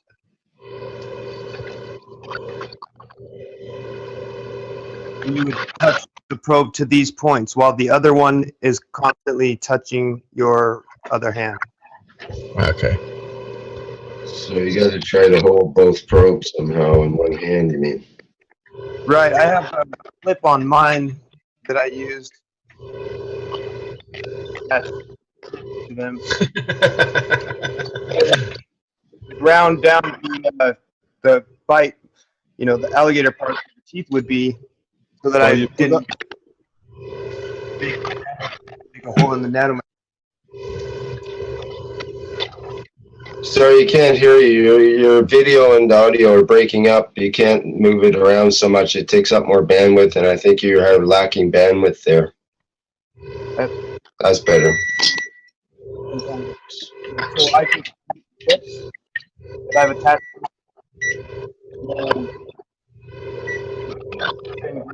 down so that they don't bite into the nanomaterials. I caught 3 words of that, so that's about it. I think we need to fix your connection there. Yeah, so I've just got a alligator clip. Can you hear me? Yeah, I can hear you now. Okay, I've just got an alligator clip, and the teeth on it have just been pushed flat so that they don't hurt, or you know, the nanomaterials. And so this would work for your finger too, or your, you know, to ground this to your body. Yeah, I've done such things actually, but the voltmeter is kind of a crude instrument for doing that. It's you can use a galvanic skin response meter, or a better setup with some kind of fluid and a patch or something, is get a more consistent voltage as well. These little probes, there's very little surface area, and they're quite dependent on how much moisture is on your hands and so on as well. But yeah, it's interesting. I've hooked myself up actually to a crystal radio using a clip like that, hooked onto my ear as the ground, and my body as the other part, and so on, and able to move this crystal radio around in the space and get different readings from it, because our bodies act as a very good antenna, capacitor, battery, all put into one, basically. Okay, Rick, can you test the water with you? Okay. Maybe we have to withdraw it up in the next hour or two and then measure it again, see if it works out. Let me get the we've seen this, and we'll see. Stays the same.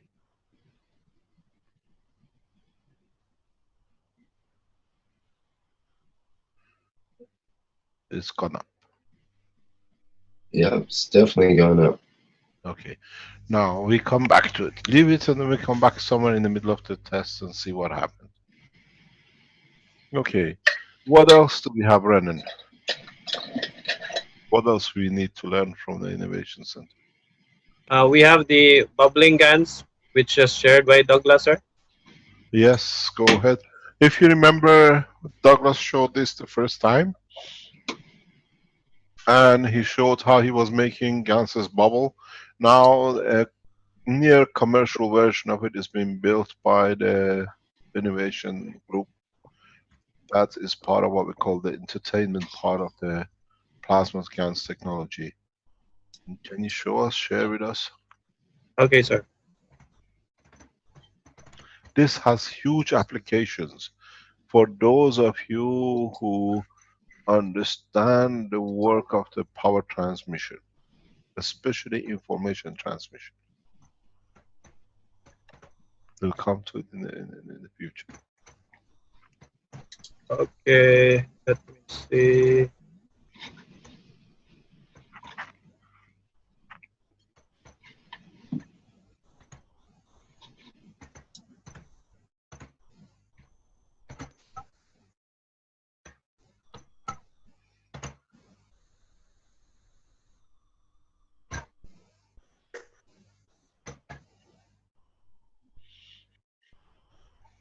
So basically, it's the guns that's shooting out.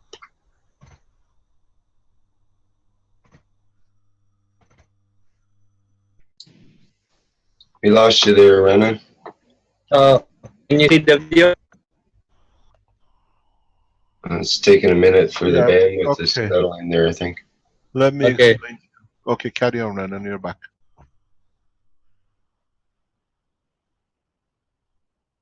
Hello, Renan. Okay, sir. I think the video is slow. Yeah, we've seen the bubbles falling off. They just shoot up and then they all come down. Okay, we can load up the video on Blueprint, and people can test it and make different colors of it. Would you like to explain the process? Okay, sir. Stop your video. You can stop sharing. I will share the pictures so it's much clearer. Okay, thank you.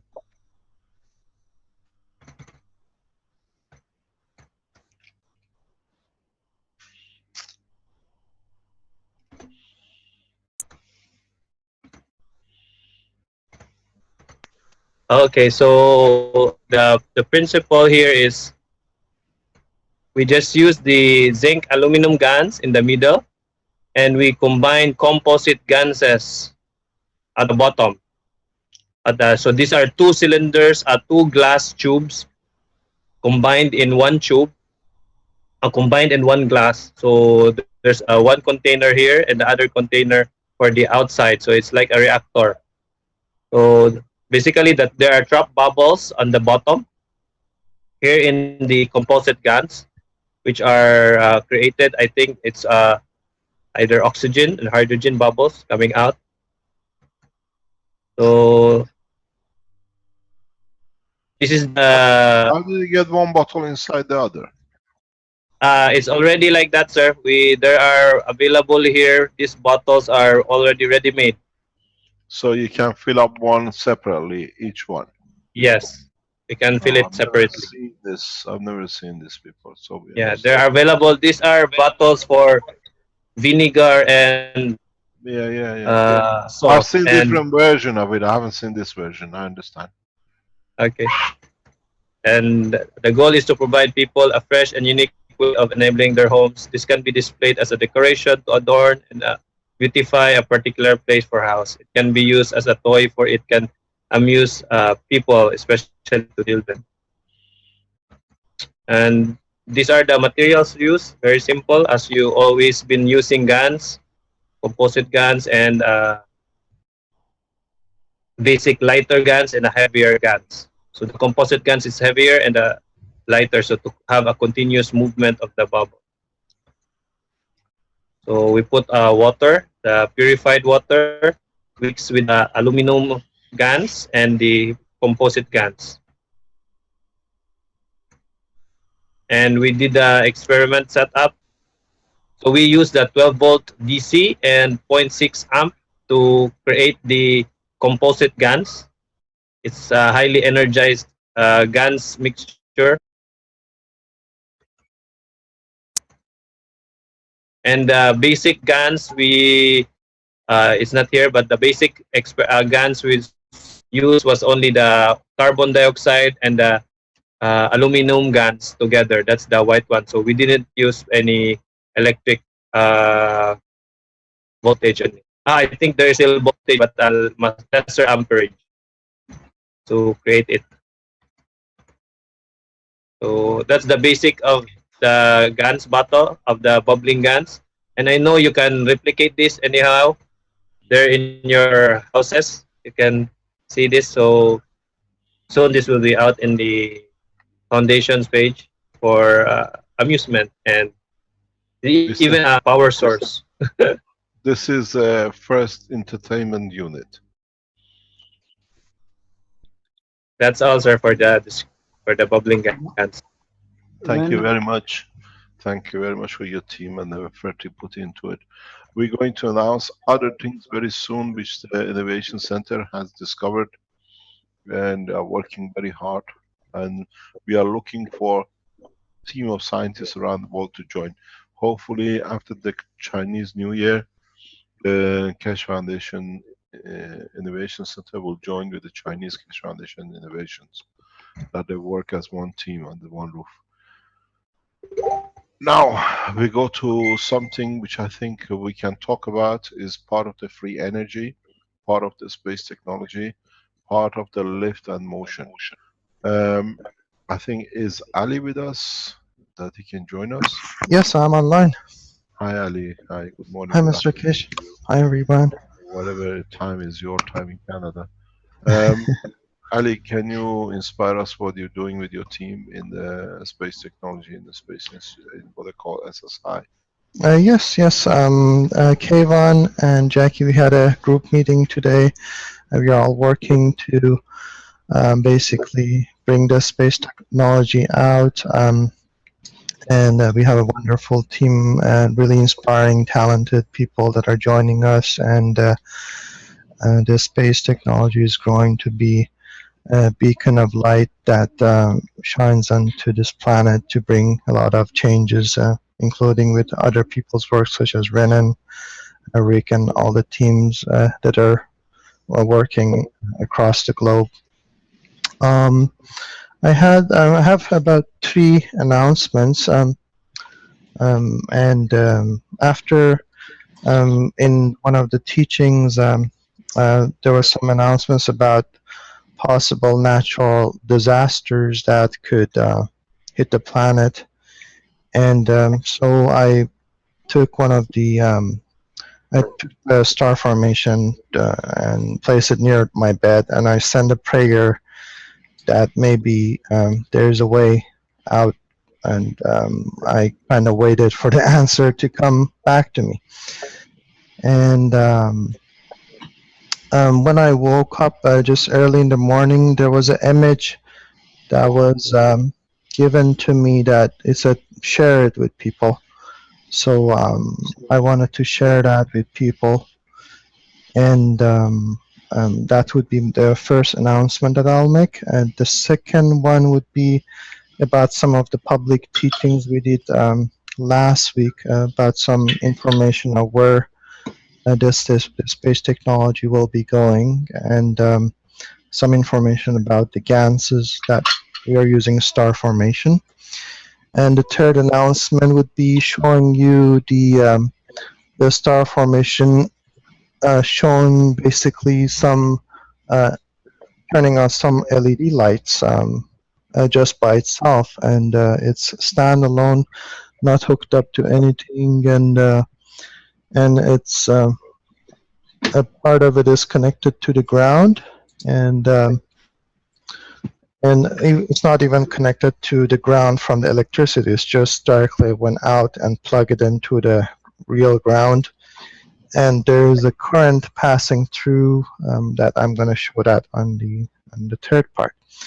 So I'll share my screen. Hold on.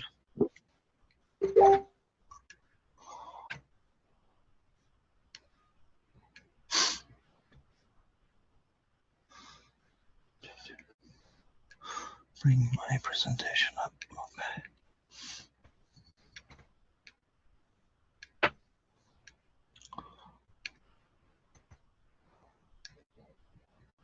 Please do not share unless you have the full what you want to show. Yes, got it.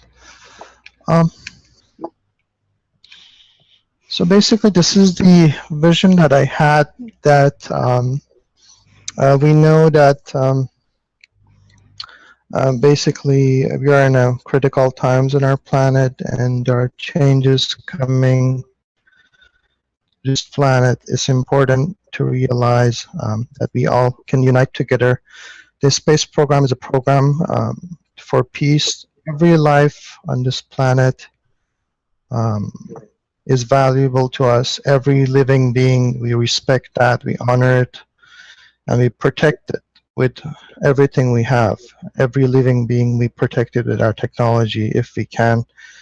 We do our best to bring peace to this planet and to help to save life and to help humanity in any way we can. Having said that, we know that there are some earthquakes that possibly gonna hit some locations in some near future. There'll be possibly solar flares or changes of magnetic poles, pole shifts, and we are here to help. And basically, we ask the leaders of the world and all the nations to support us.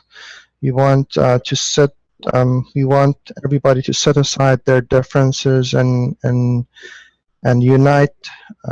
And we want the governments, the leaders, to come forward and connect with our foundation and to unite the resources that we have, the research centers, the funds needed, and anything we can to bring our scientists together and come up with an idea to protect the lives of many around the world. Because as world leaders, our first responsibility is to protect the life of the people in our nation, and also look around the world to see who we can help, and if there's danger, we are there to help them. So the vision I had was a vision of 3 satellites orbiting around the Earth, and it would protect the entire planet from internal and external disasters. Of course, we're going to research that with a team of our scientists and to see the feasibility, and if it is something doable, we'll give it a shot. So basically, when you look at this vision, we see the planet Earth in the middle, and there are 3 satellites orbiting around. And these satellites are plasmatic satellites that connect with the consciousness of the planet itself. So the consciousness of the entire planet, the beings on the planet, including the planet itself, because the planet itself is a living being. It's not just a piece of rock in the middle of the oceans of stars and galaxies. It has a life of its own. And when we send prayers and when we ask what we call Mother Earth to help us, it will the Mother Earth will help us, and also the entire consciousness. But it requires some kind of a connection with the source of all life, which is the plasmatic field. So this will create a star formation around the planet itself, and the lines pass through, and we might need to increase it to make it like maybe 6 of them, but we'll decide on that when we review this and see how we can perfect this. So this tri-star formation can have some shielding effect around the planet in case of solar flares, or if there's a comet coming or something, it can protect us. So we need the world leaders to help us with their resources and their team of scientists to come up with these satellites to see the feasibility of putting it out in the orbit with the space technology and lift system that we have to protect our planet and our people from disasters that are coming on our way. It's just a message that has been given to me, and I'm just sharing it, but I'm honored to have that message from the source of all life to be shared with you. So as I was saying, it's the power of intention. Whatever we intend as a collective consciousness will happen, and we have to learn basically to really have clear intentions of where we want to go as a collective consciousness. We have choices, and that choices affects our lives in our daily lives, and also collectively. If we realize that we are all one and we are all connected, and collectively we can change the course of humanity to experience unity, peace, and a greater future that's going to happen. So the Earth consciousness is going to react and work with you, and it's going to help us to go into the next stage of our evolution. Having said that, I know there is a Mayan prophecy that they said in this year, 2016, we're gonna create a spaceship and we're gonna take our planet somewhere else, a very beautiful place. So there's actually a Mayan prophecy prophesizing that, and we'll see how that will come to an effect. And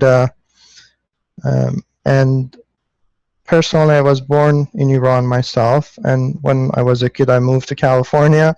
So I consider California my second home. And I also traveled to Mexico, and I love the Mexican culture and their people. So, and I'll see the whole world as one unified world. There's no borders. These borders are man-made, and they shouldn't really exist. So we are here to see that vision of one world to come into place, and see everyone as one family.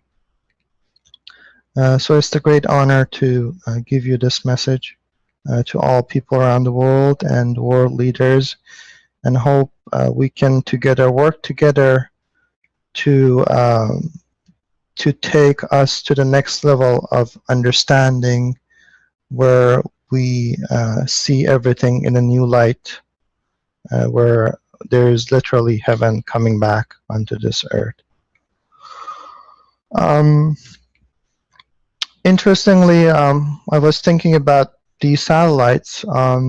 They can have even nano food within them, and through the plasmatic field, they can feed the entire planet. So we can feed the entire planet. Nobody in Africa, nowhere in the world, should need food, and nobody should be a slave to anybody else. Everyone is a free will being on the planet, and we cooperate with one another to be a co-creator. So every living being on Earth are co-creator of the prime creator that created everything, and we use our inspiration in which direction we want to contribute to humanity, and we use our creative powers to bless humanity. For this process to go through, we can have a transparent structure of what you call donation funding or treasury, where any contribution from the governments will go to this transparent funding system, where we can show what we are spending the monies for, and their contribution on which projects. And we can bring their scientists and to work with us to make sure that we can protect our planet, so we no longer are the victim of natural disasters, but we have control and the consciousness and the goodwill of the planet, and the people on the planet can help this process. So I thank you all for listening to my understanding that I got from the source, and help to bring a new consciousness to this planet. In terms of my next presentation, I had teaching last week, and I covered some information about the connection of Merkaba, and for information for Rick, I sourced all the images here, so they're sourcing on all slides of where the images are coming from. Thank you, sir.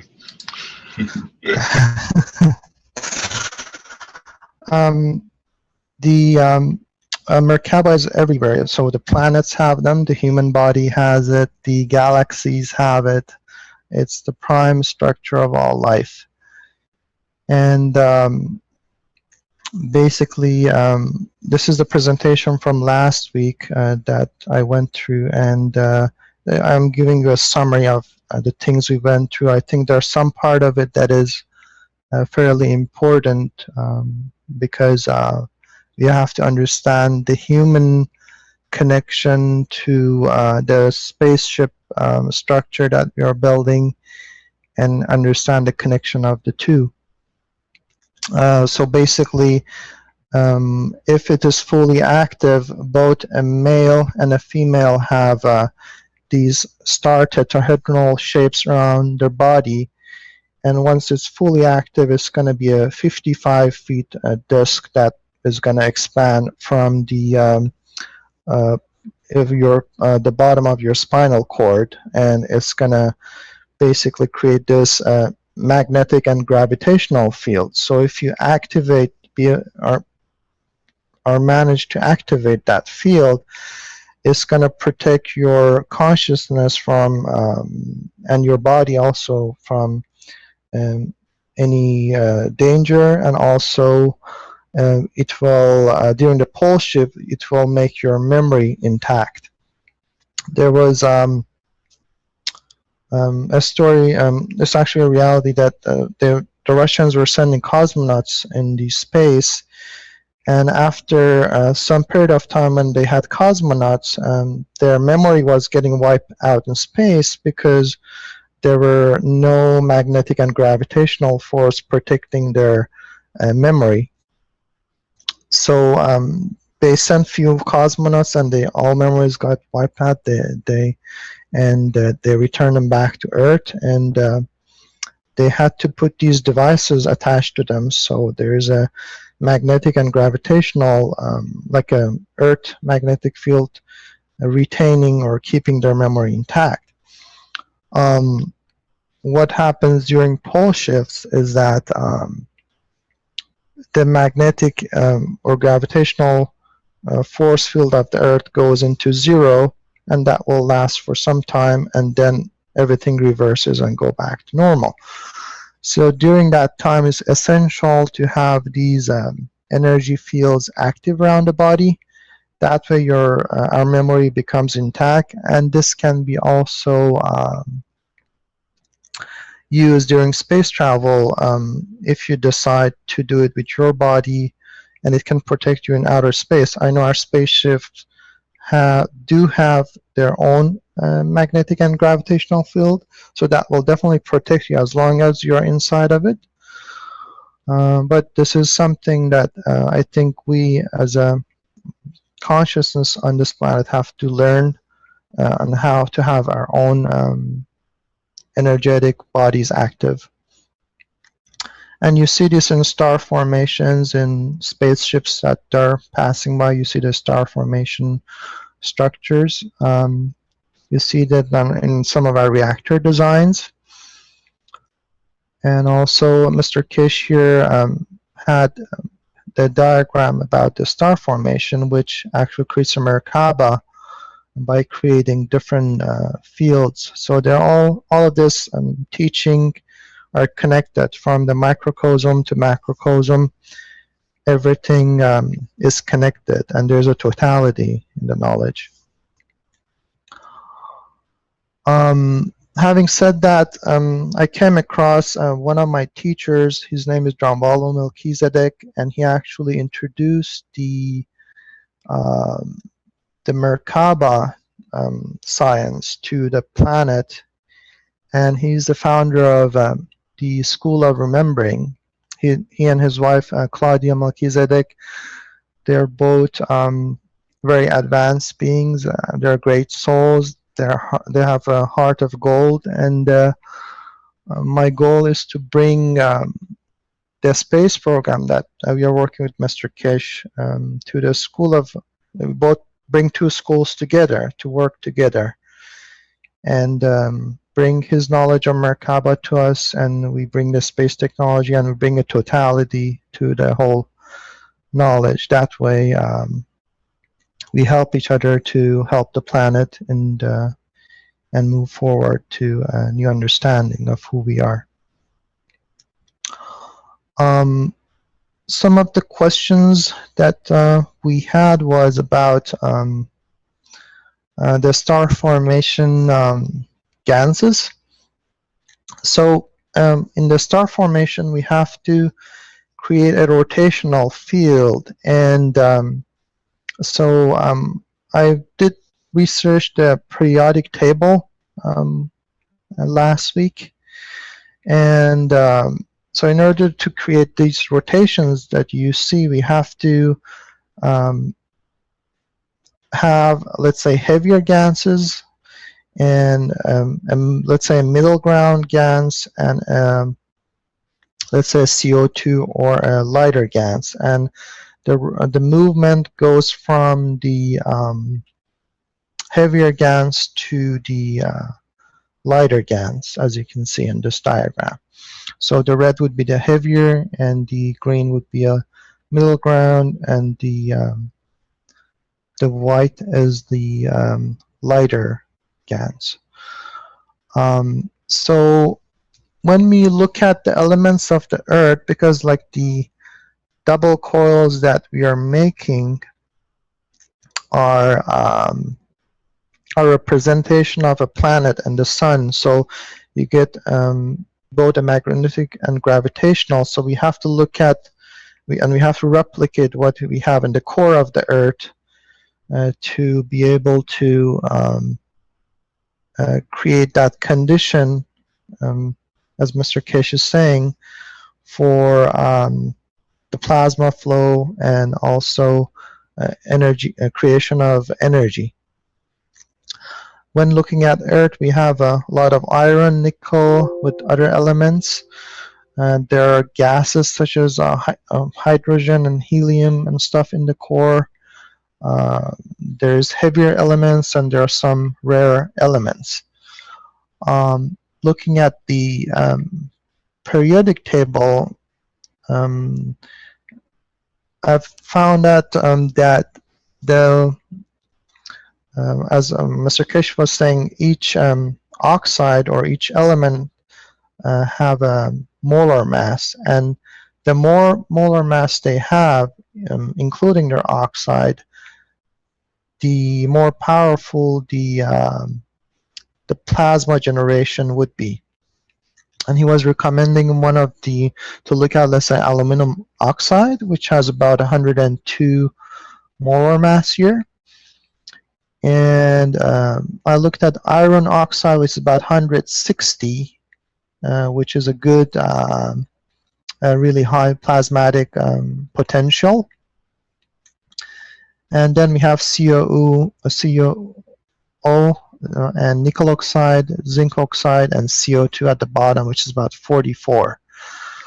When we look at precious metals, interestingly, gold oxide has about 441 molar mass, which is the highest, one of the highest, even compared to the uranium and plutonium. So it can be used for a really powerful plasma generator sources. Out of these lists that you see, including heavy metals and radioactive and those things that we shouldn't touch, the safest ones are the iron, aluminum, and zinc or copper or CO2. And the precious metals, there are different applications, but of course to general public they might not be as easily obtainable, but because of their high level of plasma generation, they are definitely something that we can look into for more powerful systems. The interesting thing is that because we have to create this rotation, as you can see, the way I looked at it is that I wanted the speed to be balanced. So the speed of traveling a plasma, let's say from the iron oxide to the aluminum oxide, I wanted to be something equal from the aluminum oxide to the CO2, for example. When you deduct the numbers, we got about 160 for iron oxide, and aluminum is about 100, let's say. So about 60 molar mass difference. And between aluminum oxide and, let's say, CO2, there's a 60 molar mass difference. So if you're coating our coils for 3 reactors, if we, let's say, coat one set of coils and the 3-stacker with iron oxide, let's say, and then coat the other 3-stacker with aluminum oxide, and the other one with CO2, you're gonna get a really balanced rotation. We can also use different elements as long as we have this balanced rotational field, and that would help us better. I was researching one of the great Mr. Kish's one of the patents on the USB that he released, and in the reactors he mentioned about hydrogen ionization, and that's where basically the when you look at all the planets, galaxies, Earth, Sun, everything, inside the core, the element that is prominent is hydrogen. And through high heat or through ultraviolet light, what happens? It excites and creates this chain reaction that the energy gets created. So one of the things that come into my mind was that if we can use this hydrogen ionization that he explained very well in his reactor designs and bring it into the MAGRAPH coil. So one of the things that came into my mind was that when you look at the 2 MAGRAPH coils, you see this central GaNs that we had composite GaNs. What if we could introduce that hydrogen ionization system within that GaN? So that becomes like a little sun, or inside of a planet, and it will create that chain reaction that will create its own very powerful gravitational magnetic field and the energy for propulsion or lift that we are looking for. In his work, Mr. Kish explained that one of the ways that we can tap into transformation of hydrogen into ionization of hydrogen is to use magnets, and this is a really solid way, a good way of doing that. And one of the interestingly, one of the GaNs that we are looking for is the iron GaNs. So if you have, let's say, iron oxide, and we charge that iron oxide with magnetism and put it inside the GaNs ball, that could give us that magnetic rotational field, as you were explaining last week, because Mr. Kish was saying that the old primitive spaceships had this let's say ball inside the 2 coils that we rotate 90 degrees, and we were talking about vacuuming it and the rig coming into place on how we can create these spherical, like a let's say balloon type of a spaceship. So it came to my mind that maybe we can use the same principle of putting, let's say, composite GaNs in a vacuum state and then putting it into these balls of reactors in the middle of the 2 coils to be able to create that ignition that we are looking to give us free energy, a great amount of power, and the lift system. So it's definitely something that Mr. Kish can more comment on. And the next step of this presentation is about the star formation turning on an LED light, which is just at the beginning phases of creating energy. So what I'm going to do is going to share my video here. On.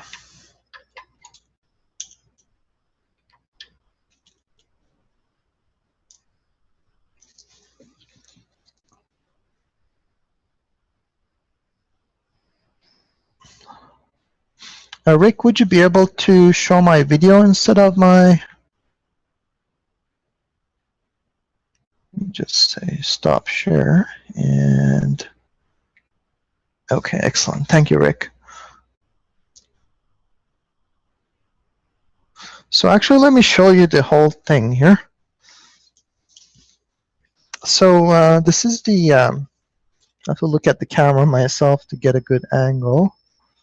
So this is my star formation, as You are moving too fast, Ali. Okay. Very slow. Okay. So this is the star formation that I have. What I did was that from the top of the top coils, I brought a wire down, and this wire comes down and connects to this LED light here, okay?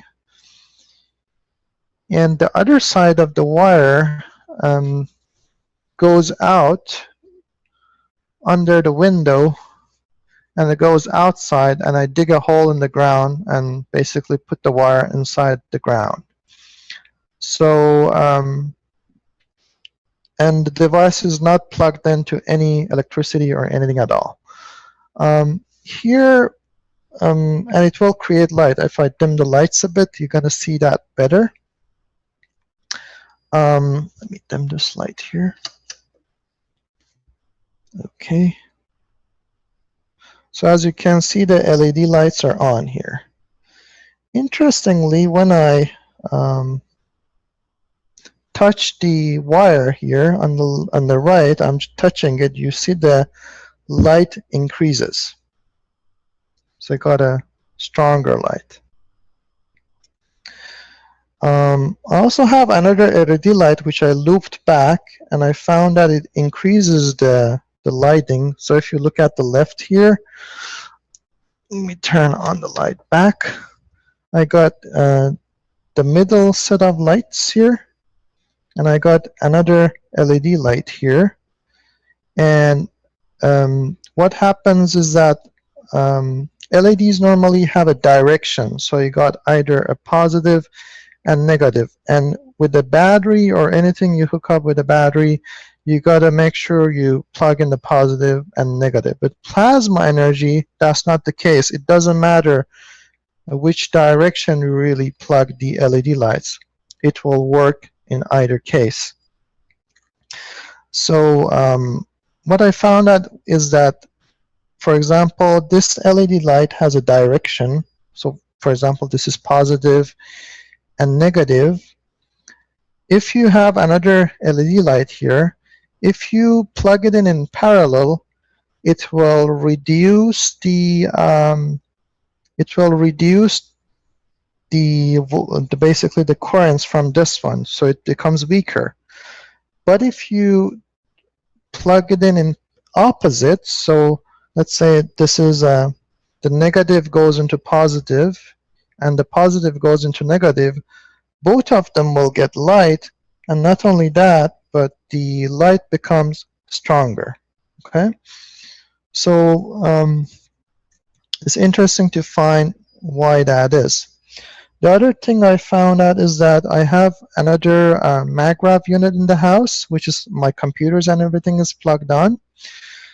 If I turn that one on, it will turn the it will increase the light that is coming into this LED. So it's like wirelessly, this star formation absorbs the energy fields that are around it, and it will pass it through the LED light. Interestingly, when I turn on the other one, I have one of these pens that detects electricity. When I only turn the other MagRav that is plugged to the electricity, I do get currents here. So on all the wires and on the MagRav, I do get currents when the other MagRav is on. So it's like that one is affecting the currents on this. And this is not... What about if you unplug it, Ali? If I unplug it, the current stops, but the LED still is on. Can you do that? It's gonna let me see if I can, because I don't want to disconnect my internet. Hold on. Okay, don't do it. Okay, don't hold do on. No, I think it should be okay. Yeah, I think it should be okay. So I just turned it off, and we have still internet. So as you can see, the LED is still, if I touch it even a bit higher, but yeah, the LED is still on, and you can see the lights. But if I use this pen, actually, I think it's because I'm touching the camera. I'm touching the camera, and I still get this beeping. Let me put the camera Okay, put aside. the camera aside down. We can still Yeah. see. So I put my headphone down for a second. I wouldn't be able to hear you. Hold on.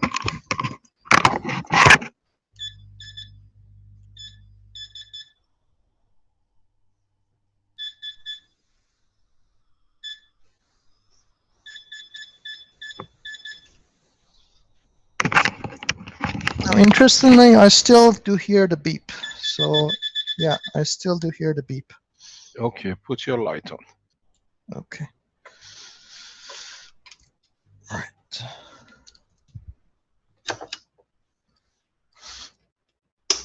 So what you're trying to tell us that you are lightening up the maglev, the LED lights through your plasma system. Yeah, and also but don't forget you have a large number of batteries which you have placed. Yes, yes. But Correct. are the batteries in any shape or form connected to this, the structure you built? I'll show you. So all the batteries are at the bottom here, and they basically, their negative connects to each unit, and the positive connects to the top one. So each stacker basically is connected to 4 sets of 4 batteries, and these are plasma batteries.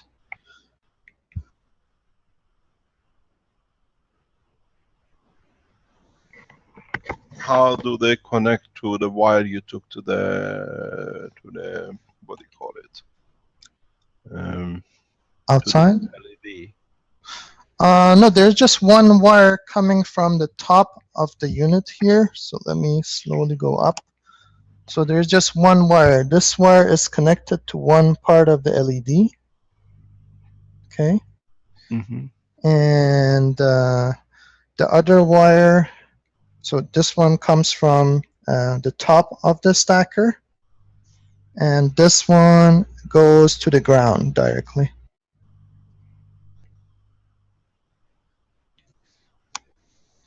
Okay. Do you still see any, like the field vibration you saw before?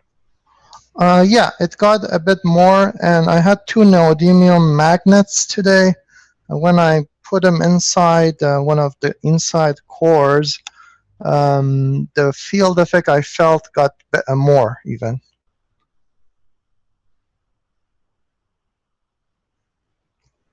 So having magnet within the core.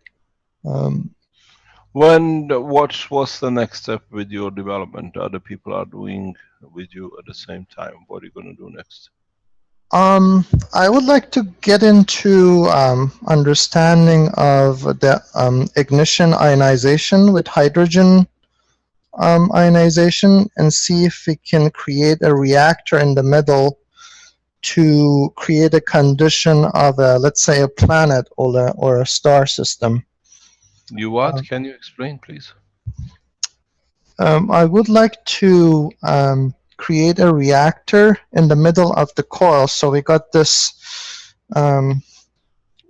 magnetic and gravitational, to put a little kind of a reactor or a ball in the middle, and within that ball have composite gases and hydrogen to create the ionization of hydrogen to create that. It would be like a little planet or a sun. It would give us the energy that we are looking for free energy or lift or anything we can use it for. It's going to be a massive amount of energy if that happens.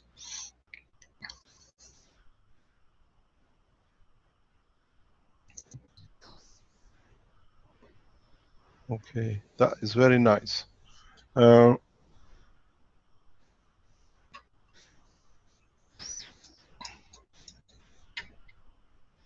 So, do you have any recommendation in terms of? We'll come to you in our normal meetings, and I explain to you what to do. Okay. Don't forget, we leave it to you to bring it to the point of what you call it, completion, that others can follow.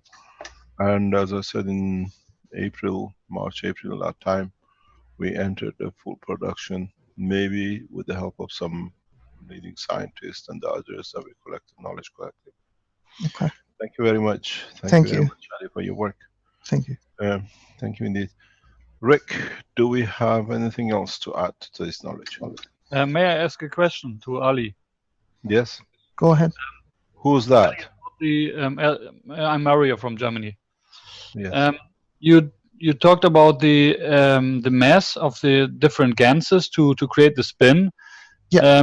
Cash once explained that the actual atomic mass is different than the ones from the periodic table.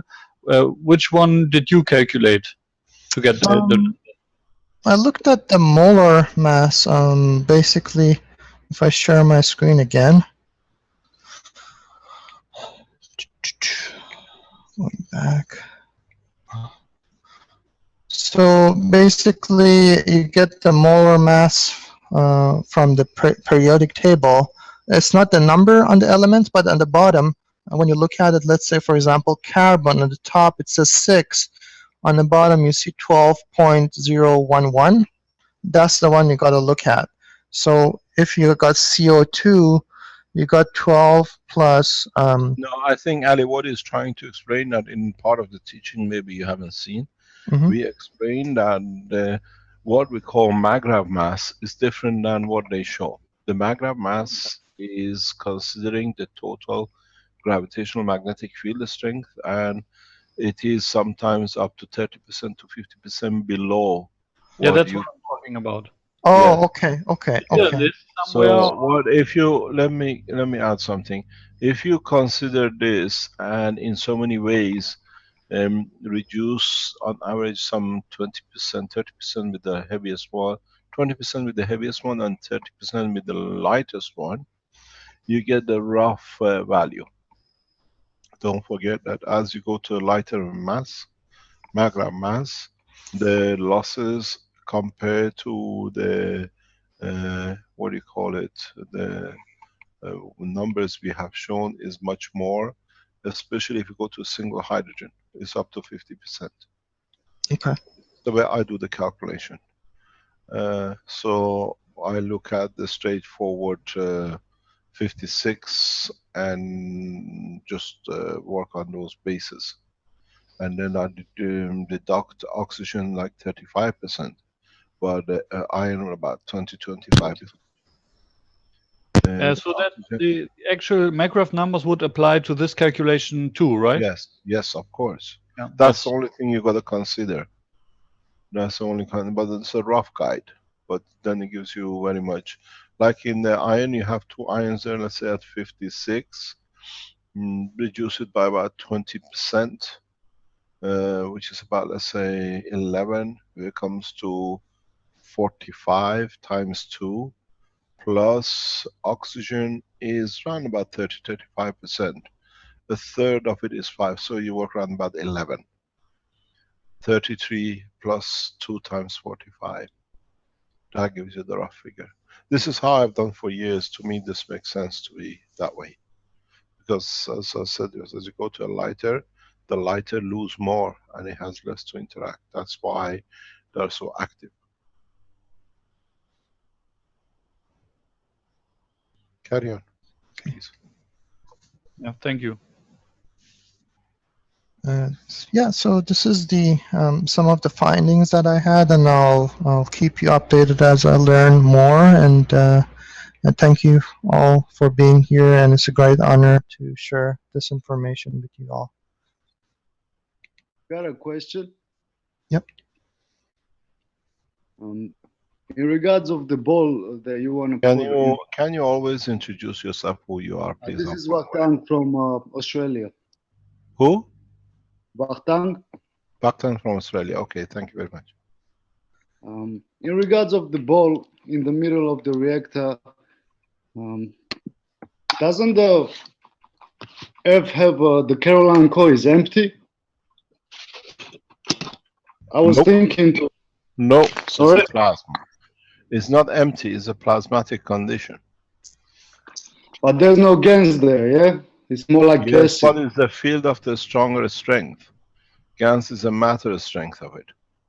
I was thinking to make it hollow in the middle and have 3 layers of GANSs outside. Wouldn't it be Try better? it. Why not? Try it.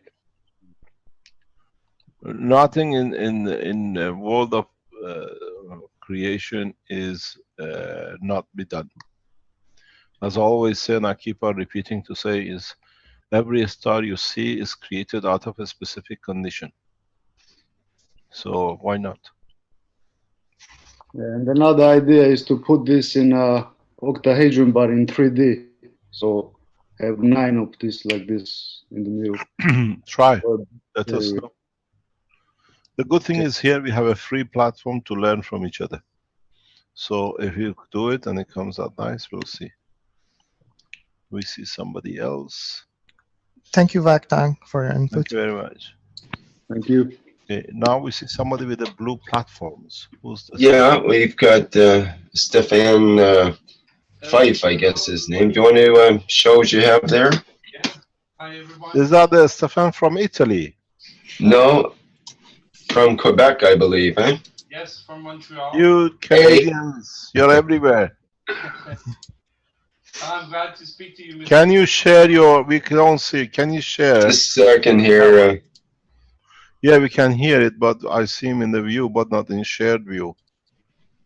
You gotta share his window with us, Rick, please. There we go. Okay, we go. Yes, carry on, please. Hello, nice to meet you. Can you increase your audio a little bit? We can barely hear the microphone. Yes, I could try to speak louder. Is that okay? Not very good for me. We don't have a good voice and we don't have a clear picture. Yes, my camera is very cheap. I'm going to try to speak close to the camera. Can you hear me now? Yes, please. It's a little better. Thank you. Yes, so it's an honor to speak to you guys. So I've been working on this for the past 3 months right now. I have about 30 capacitors plugged on it.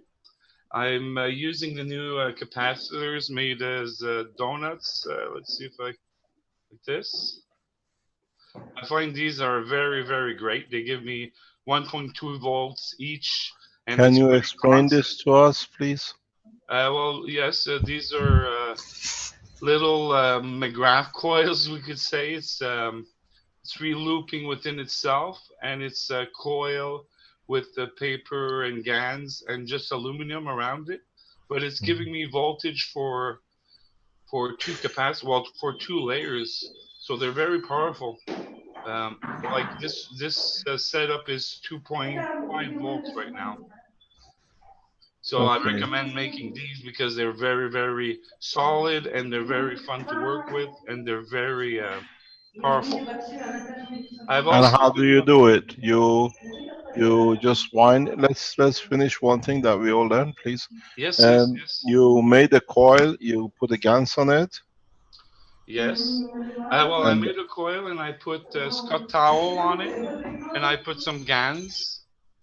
And well, actually, first of all, I did the coils and I rewinded the wire within the coil. So it's like a little McGrath, but only with 1 wire, 1 coil. But it's re-looping gravitational within itself. And then once the donut was made, I added the Scott towel with GANs and then the aluminum paper, and single layer in this particular case, and they're giving me 1.25 volts each. So Okay, can you put this design, give it to Renan? Are you in the background that we can put this on a blueprint, please? Mr. Cash, Yes, sir.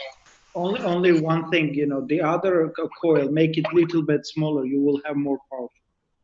Oh, okay, yes. Which other coil, Arman? Any. It's two, but if you put one little bit smaller than the other one, the power is more. Now you have the same. Yes, I will do that. Thank you. Thank you very much, Arman.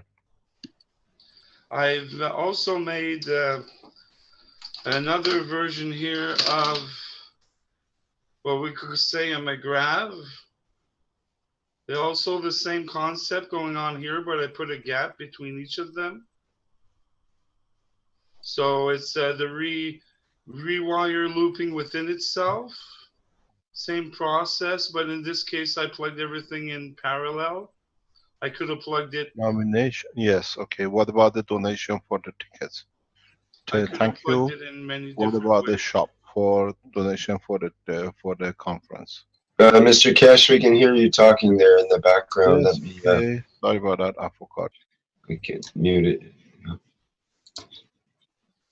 Sorry. Go ahead, Stefan. Yeah, so this is a prototype, my first prototype. It's like, we could say it's a McGrath because it's the same configuration instead, but I put capacitors. I put 8 capacitors on one and 7 on the other one. I was planning to make a type of carousel and plugging them in series afterwards. So to make a little generator. If I find that they're pretty powerful, but I need to work on it. I also made a real McGrath with capacitors inside. Excuse me. Stop. Yes, sorry. Explain exactly how you done that. Yes, so this one I use the same coils as a McGrath, but Yeah. what I did is I put some spacing. I just unwinding part of the coil because I made it longer, and I unwinded it a bit, so I ended up having little pieces of winding, and I re-looped the wire within itself, so to create a circle, and then I gansed it. I put paper, I gansed it, and I put aluminum paper and a winding. So I had first made one, the bigger coil. So I had 2 options. I could either link them together like a McGrath, but I had decided to bring them all together in the center just to create a parallel circuit. So I added a second one of 7, and I just decided to hook it up in parallel. But there's so many options that I could do. I could also make more and link them in series. So I would have 8 in parallel, plus I could also continue adding them in series afterwards. So I really like this model. But I also made a real McGrath with capacitors inside of it. It's just, I have it on my ceiling. It's the same thing, but this time I didn't leave a space, but I left a free space between each capacitor row that I did on the inner coil. And then I re-looped it into the regular coil. So it really has 8 capacitors inside the exterior, the bigger coil. I'll show it to you. And the center coil, I made a regular capacitor out of it. See if I could. So you can't really see it well, but it's really 9 capacitors inside, plus 3 that I just plugged on the exterior. It only gives me 0.5 volts. But I always have it because I have 8 options of it touching and making the circuit. So I'm not too sure if they're giving me more amperage. I don't have anything to test it out. And yeah, I have a little gadgets here and there also. I've been working on this for the past 3 months, pretty much non-stop. I have an art piece that I like very much. So this is my wand that I like. It's not a pen, but it has been used on a critical case, and it's pretty powerful. If you feel my mother's neck, a lot of pain there. I also am working on the little switcher because I have so many questions to ask you, Mr. Kesh. It's pretty amazing. So this is a switcher I'm working on. I'm going to add 2 more so I could switch my polarity. Okay, I'm gonna come in. When you're finished, we're gonna keep that, and when you finish totally, then we come back to this. We bring the Innovation Center guys in to explain. Yes, okay, thank you. Okay. Carry on, explain what you've done, please. So in this case, I'm trying just to hook up a certain wire so I could reverse my coil polarity so I could move in one direction or another, because I've learned recently in the past workshop somebody talked about it and I was looking for that information, and if I'm not mistaken, is that the way that we can move, by changing polarity of the coil, and it will move in that direction by adding 3 volts and switching the polarity, if I'm not mistaken? That was one of my questions. I would really like to have a blueprint to plug my star system. I plug it in all different types of ways, but so I'm testing a lot. I'm learning a lot from the system. I'm having shimmers. I'm having, like today, like a big field in my room.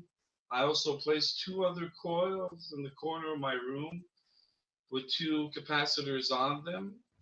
And I am getting a really strange reading with my voltmeter.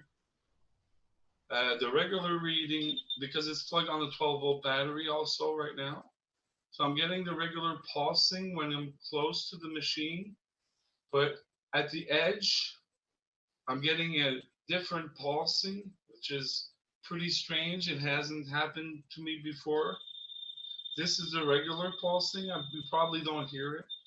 But when I get to the edge, it starts like singing a little beeping song.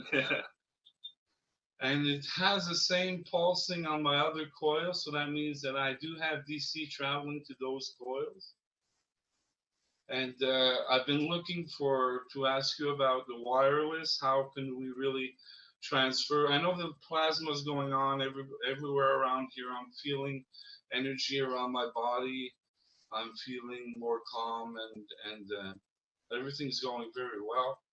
So, but I have a team put together. I am in relations with Francois, and I am planning to build other devices for the Kesh Foundation. But right now, I'm just waiting to have some help around me. So that's pretty much it. Yeah, what I suggest to you, you join with the Kesh Foundation Innovation Group in Philippines. Okay. They can get, we have a guy very much like the way you work, Vernie. He works on the same kind of thing. You have somebody who can support or share knowledge with you. He's highly, highly well versed and highly intellectual in these matters. Okay. And you can add a lot of. I've seen things here when what happened in the normal way. You have to go through a security check in the foundation. Yes. And then we bring you into the innovation group. Rennie, can you do that, please? Are you online? I think Clint only, sir. I'm here, sir. Could you please speak with Stefan and sort out in a way that he can start working with Vernie in the background with the other things we are doing? I think it could be some new innovation and support for Vernie in the development. Thank you very much for sharing knowledge with us. And when you join the group, we always have meetings and we can discuss more things. Okay, thank you very much. Thank you very much. Thanks for your time. Thank you. Rick, are we anywhere else? We going anywhere else? Mr. Kish, this is Ali. Just one thing. If I even disconnect the wire from the MagRab wire, and if I just touch the end of the wire, it will light up the LED. So it's like... Show me. Show us. Because I knew you can do this, but I was wondering why you don't show it. Okay. Show it that we understand, please. Now you understand there. Can you allow me to start my video, Rick? I think you should be able to start it there. Ali, I think Stefan is a good connection for you. I saw system in the background. Yeah, definitely. Keep in touch with him and into the There. spaceship team. Okay. So there we go.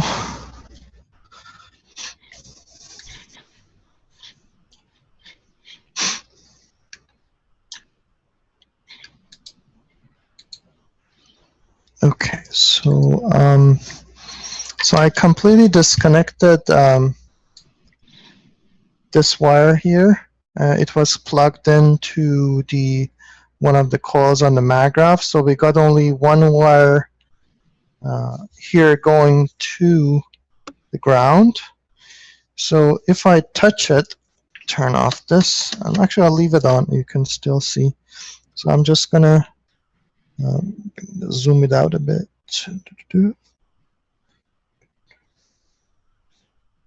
Okay. So I'm gonna touch it, see? Can you see it on?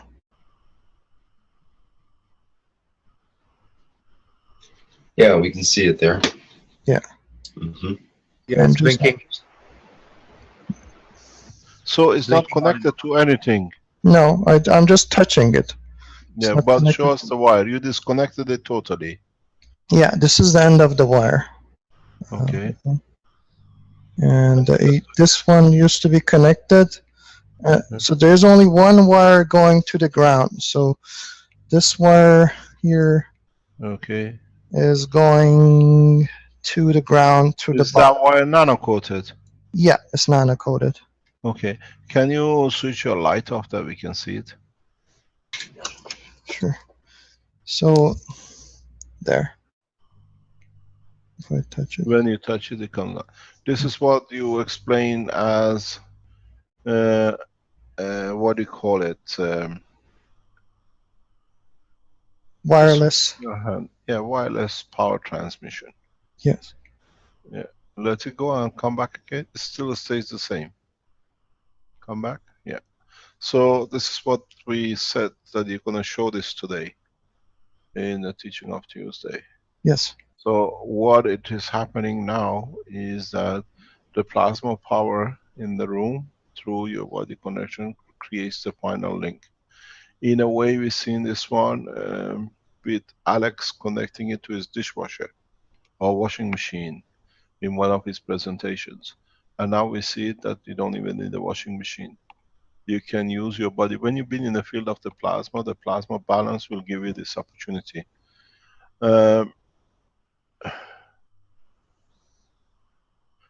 Please do not post any email address on anywhere. Okay. We have to see. I'm going to go background. So it's okay. That's perfect, Ali. Thank you. This is fantastic. This is absolutely fantastic. Thank you very much. Thank you.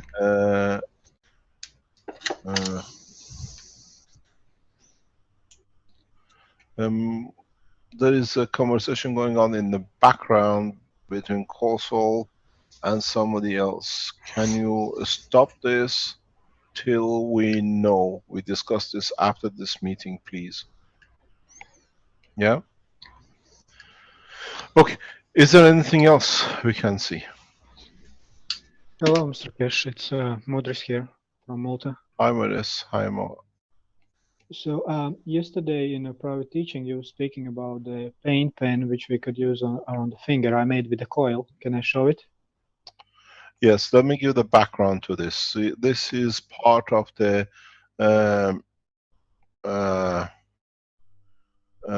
this is part of the private teaching as knowledge seekers, and knowledge seekers in the third terms, more or less, are in that level which we work now. We start bringing in the technology for use in the space, where we can use what's seen the first part of it more or less with Ali just now. But this is part of the process of the man, his own internal power to change conditions not for himself but for the others.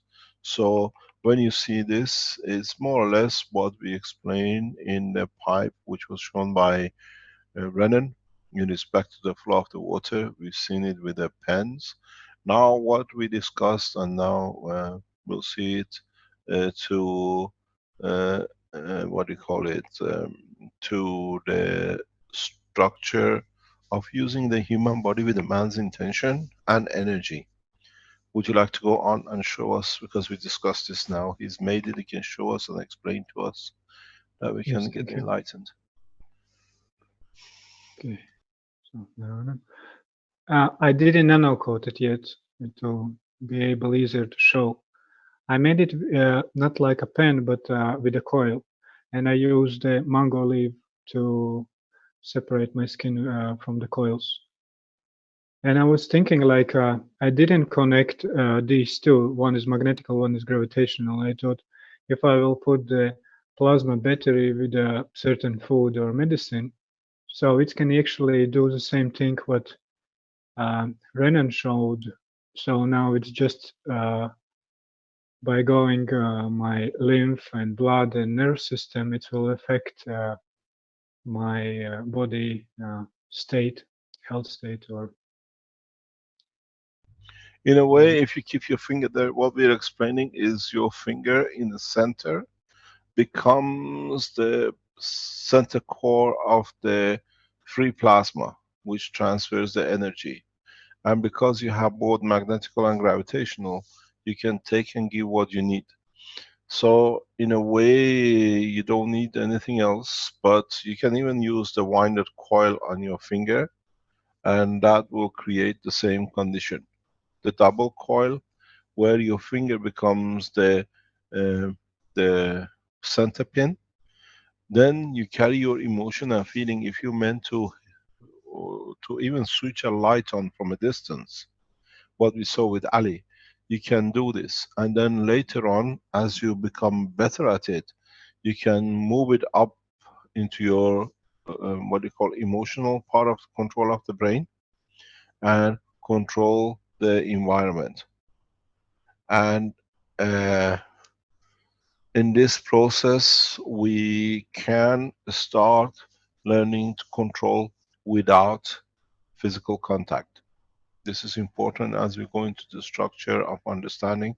The way we started with the switch, now we're going to more or less on emotional, on thoughts, where you can use the plasma, even if what we see here is a plasma, full plasma condition, when it's nano-coated. And the reason the leaf is used, the reason we use the leaf is because then we don't have any matter state, because the leaf itself is in a GaNs state, a nano-coated material. This way will change a lot of things in the coming time. My God, have you seen that picture? Mr. Kesh, would that work for amputations as well? In a way, we have seen pictures of the amputation which is made. There's something strange happening outside with us. Okay. I'm stop sharing screen.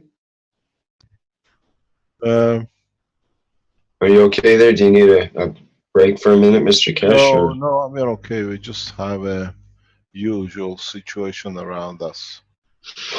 It is, as you know, we are in City of the Way, and all sorts of security apparatus goes around us without us knowing, but sometimes we see it. In this process, we try. Okay, there it is, Caroline. I want to show you something to see if we can go on camera. We are watched and monitored by military helicopters, 2 of them. This is how we have, and we lived in this condition. It's important. It's not important, but it's okay. So what we see, what we have is to understand. Did you want to start your No, video? it's Is it- okay. No, it's okay. Okay. It's done. It's done. It's okay. They come and point their camera right in your room. That's the difference. The situation is that you continuously keep everything in a state of plasma. You keep everything in a state of nanomaterial.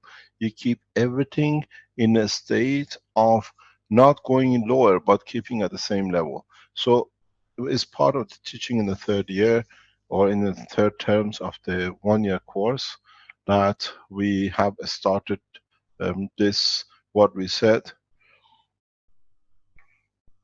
our intention will do the job. We don't need to go and switch the light off.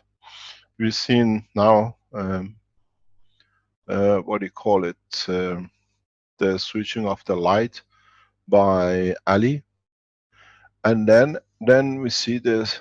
Now we see different formation. You can do the same thing. What we saw with the way we discussed the electrodes.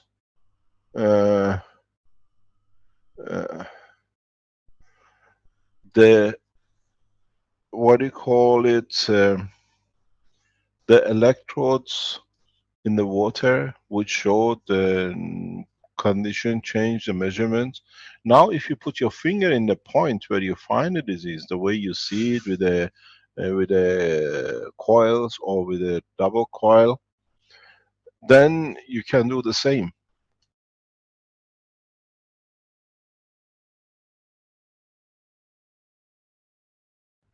So what we see, this is part of the structure.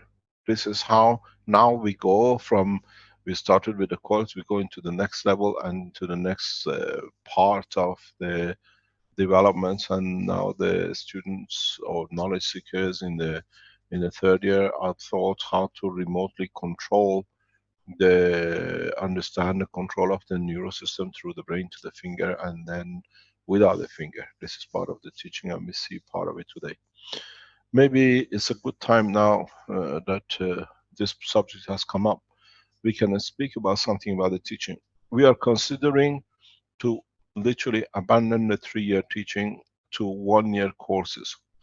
The reason is that even the students who've been there for the 1-year term of the 3, we will open the teachings in a manner that it becomes 1 year. If we come to agreement with the teachers and the organizing people in the background, because we have a huge problem.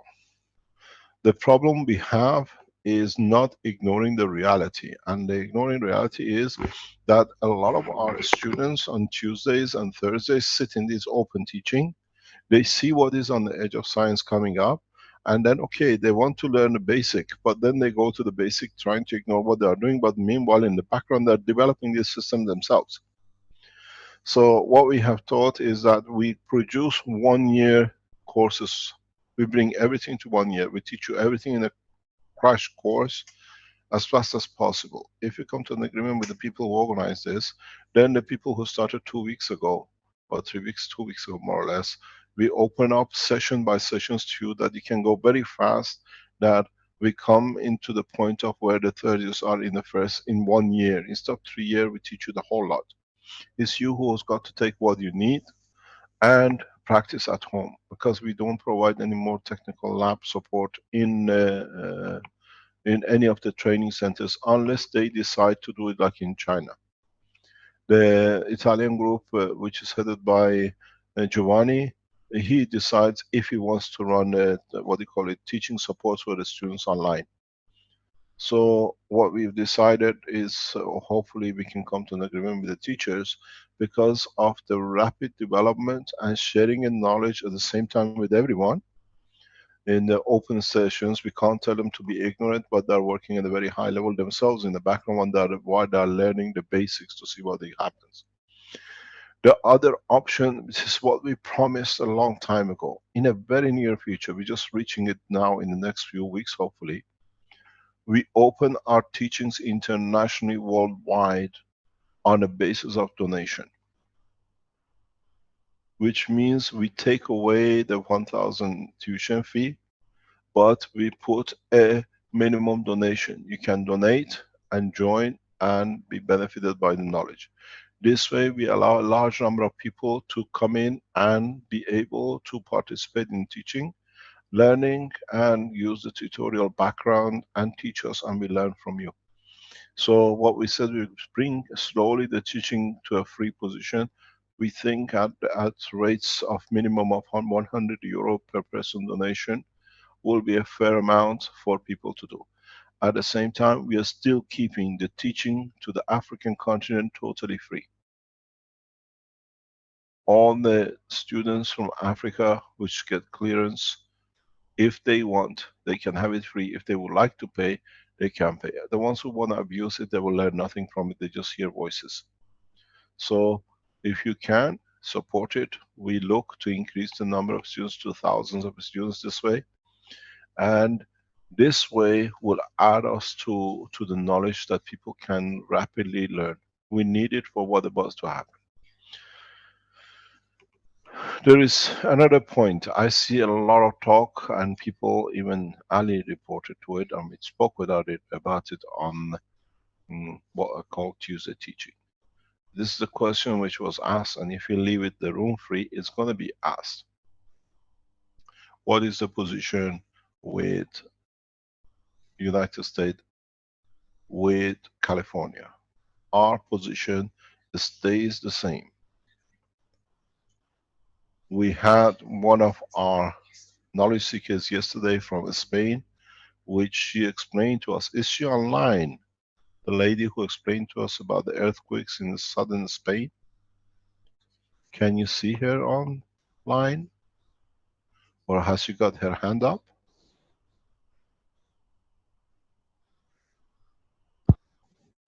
There's 3 people with hands up.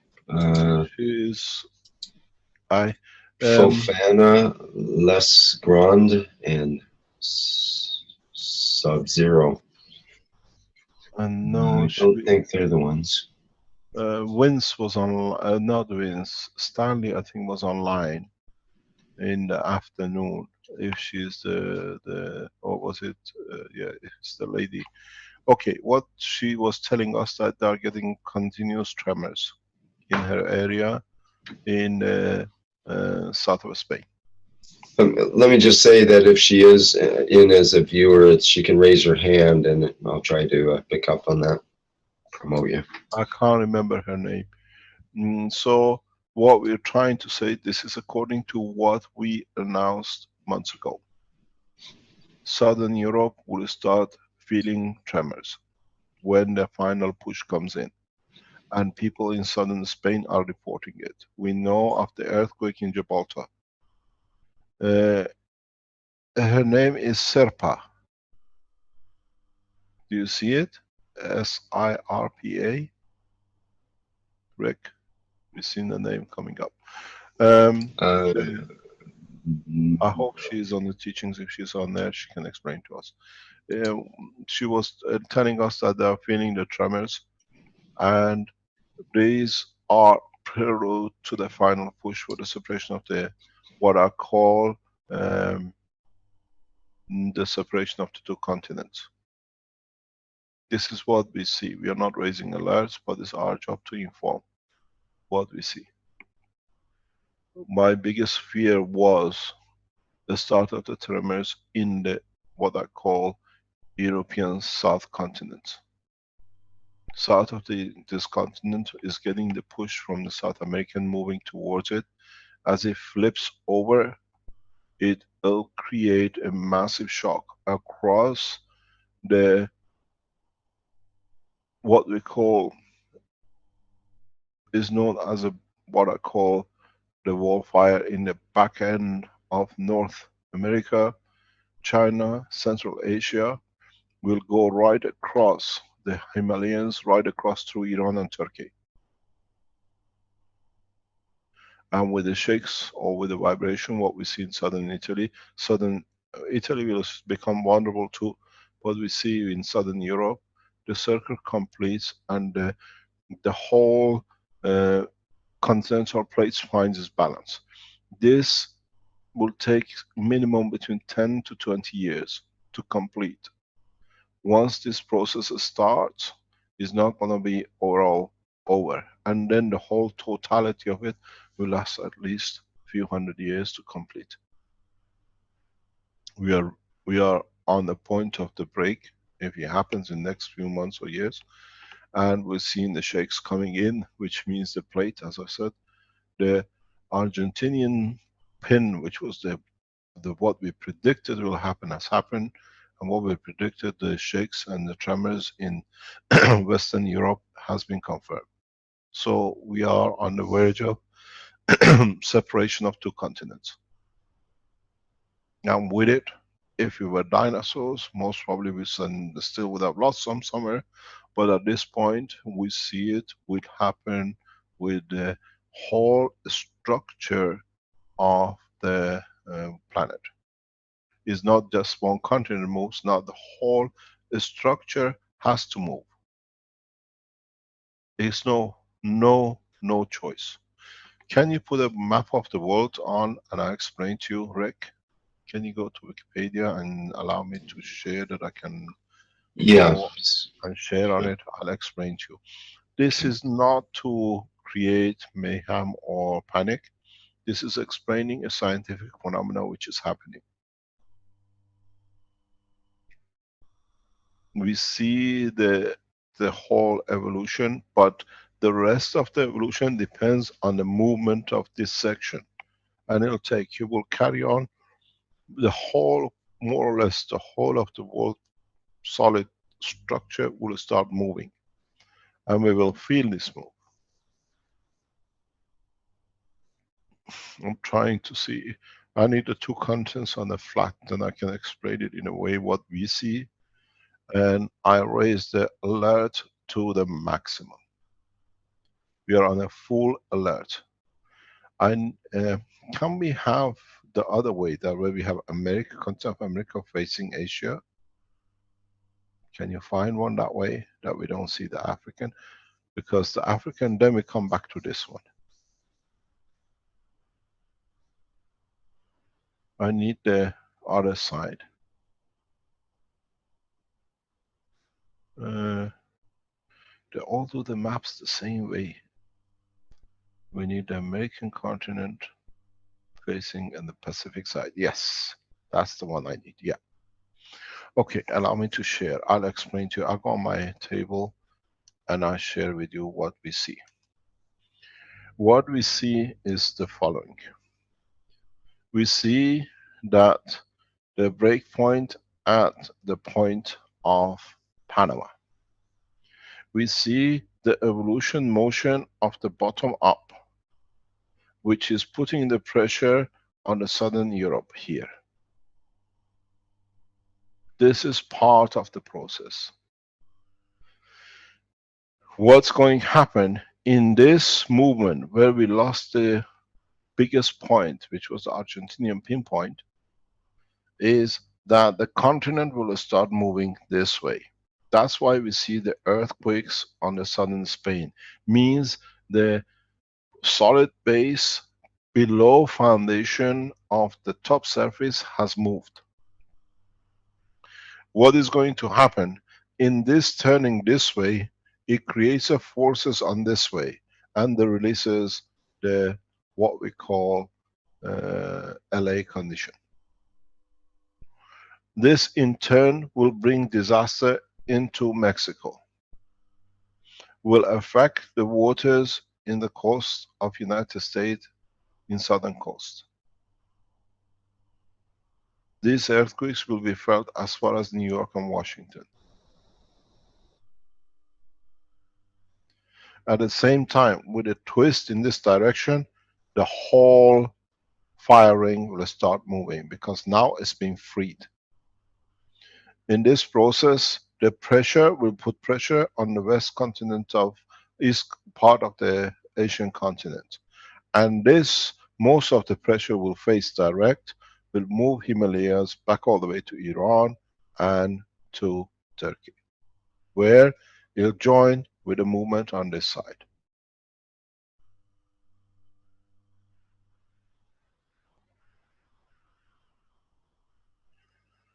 the whole movement will be felt because we are all going back on.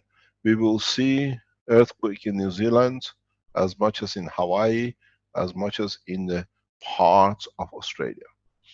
The biggest problem will face the east coast of Africa, the west coast of Africa. The east coast and Central Asia in this part is one of the safest at this moment. This is why we moved to Dubai.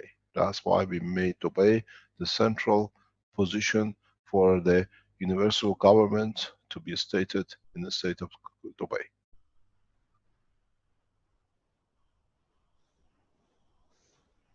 So, as you see, all the European governments will become unstable because a lot of people will move in different directions. The only stable condition, the only stable position we'll see at this moment is more or less northeast of Canada.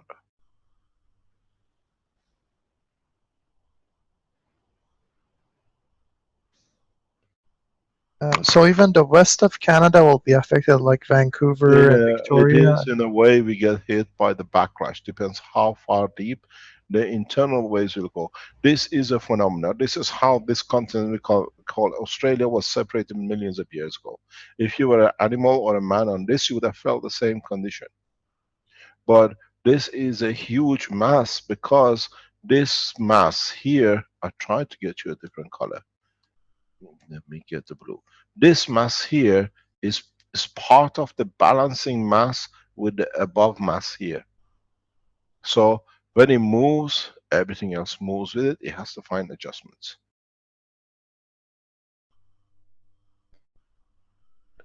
The position which we see due to this move, the country, what we know as United Kingdom, will freeze overnight. Or it goes to high temperatures that are not livable because of the water flow condition which passes United Kingdom and keeps it in a livable condition. As we know, it's the water flow which keeps the nation of or country of United Kingdom in a temperature which is livable. All the water flows within the sphere of the oceans will change slightly.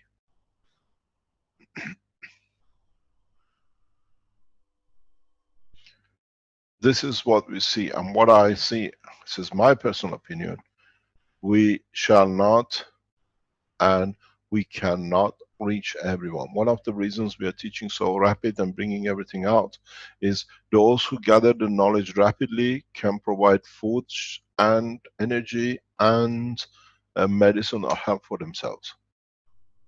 In a way, we are bringing everything together that we can do, at least help some of us. Let me explain to you something very simple. We are 7 billion. I can go with more. If we lose 100 million, does not affect the totality. But the difference is that now most of the structure of the society in evolution of the science and commerce sits with totality of this structure. When we say 20 million or 30 million or 100 million losses, is nothing in a 17 billion structure. But some of these positions are key positions. African nations we think is no problem, they're Africans. Or South Americans is not a problem, South America. It's not important if it's California. It's not important if it's China or Tibet or Iran or whatever. But because now that we have become a global entity, it'll affect every one of us. We have a friend, family, relationship, loved ones across the planet. That's why we become one nation.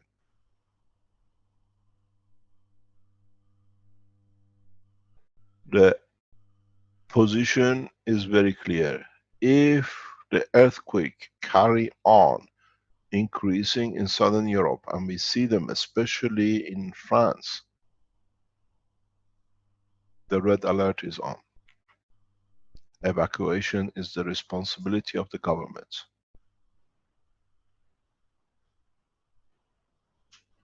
If we see further tremors in Spain, southern Spain, in northwest of African continent with the islands, in places like Tenerife and the rest to build up rapidly, evacuation and support of the nation is responsibility of the government and is the responsibility of human being. We accept our responsibility as Keshe Foundation. We have set up what we call the Universal Council, what we call the world government. We have set the structures for it through the Keshe Foundation, and in the coming time, on a daily, weekly basis, we teach you more, we acknowledge our position, and on the right way, we try to support those who might go through a disaster. There is no government who can support such a move, such a change, financially, physically. The only nation who can support its people fully, without any problem, is the nation of China, due to the structure which is set up by the leadership. The rest of the world will suffer heavily. China has shown in rapid conditions it can support itself. We call on the establishment of what we call Universal Council as a matter of urgency, that when the governments abandon their people, we support the people on this planet, irrespective of color, nation, whatever. We don't call them a nation anymore. In the district or area they are. We support the local governments and the rest of it. For this reason, we call for the first meeting of the Universal Council in the city of Dubai on the 21st of April of this year. There is not much time. At the same time, this world government is responsible for the interaction between the human race and what we call the opening of the gates into universal community. We have allocated, we have arranged and organized the meeting for the 21st, Thursday the 21st of April. This is more or less on the same day we had the first ambassadorial meeting in Belgium, 21st of April, and we did the first peace conference on 21st of April in Italy. Now we organize and we announce the establishment of the World Council on 21st of April in the city of Dubai, and we are not electing. It's for you to come, it's for you to attend and nominate in a way we allow you to do in respect to the nation, nationality of the language you speak. You can choose not the way it's done by United Nations, somebody is bribed. We'll introduce a new method of being a member to support humanity. It will not be disclosed until into the conference. We have reserved 1,500 places in city of Dubai at one of the top hotels, one of the most prestigious hotels known in the world.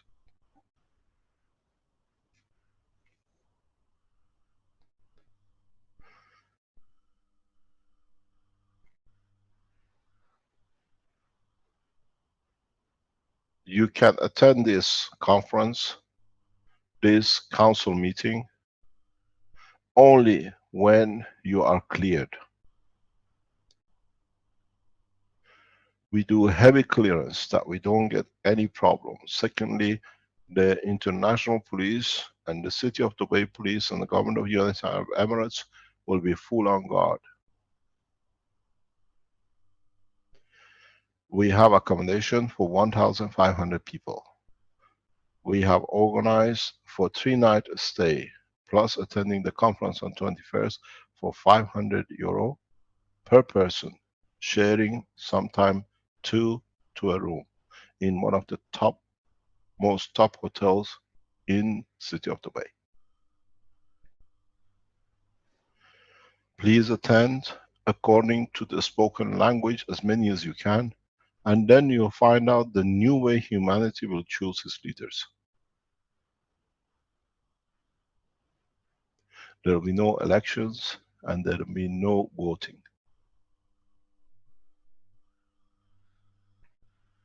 But you will see the council who will decide and bring balance between the mayhem when it happens across the world with all the changes which will come, because the world leaders have all been bribed enough. And here we are not to bribe, we are here to serve.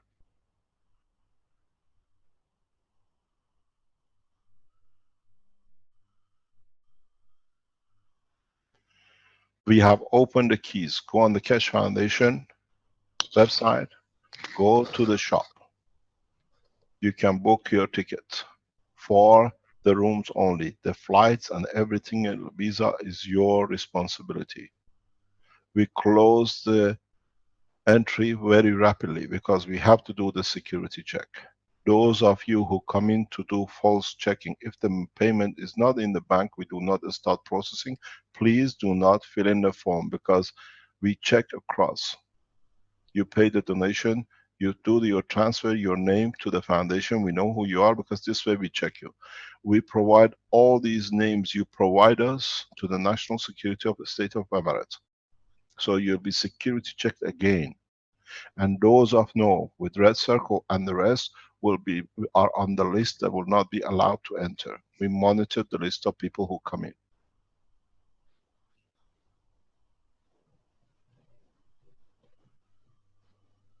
We explain one thing: we are here to unite humanity and not to allow the terrorists to take over. It'll be a peaceful, wonderful time. We bring the Keshe Foundation family group, which sits behind the whole organization, into the bay for the event. So we are not bringing anybody from outside.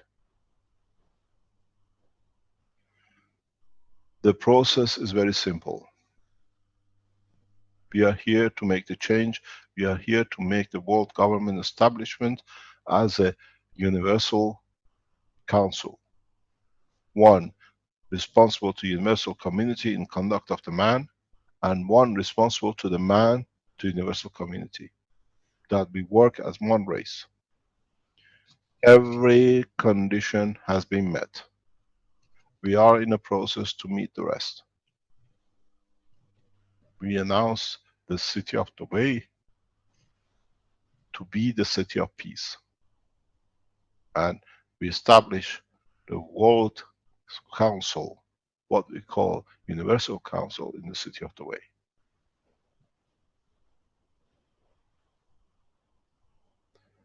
Limited spaces. And over that, if we see further applications, we have to negotiate.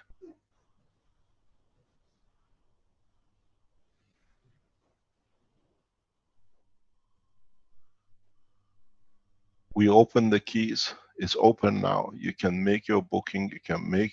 It's done as donation, that nobody can come back. That will go any other way.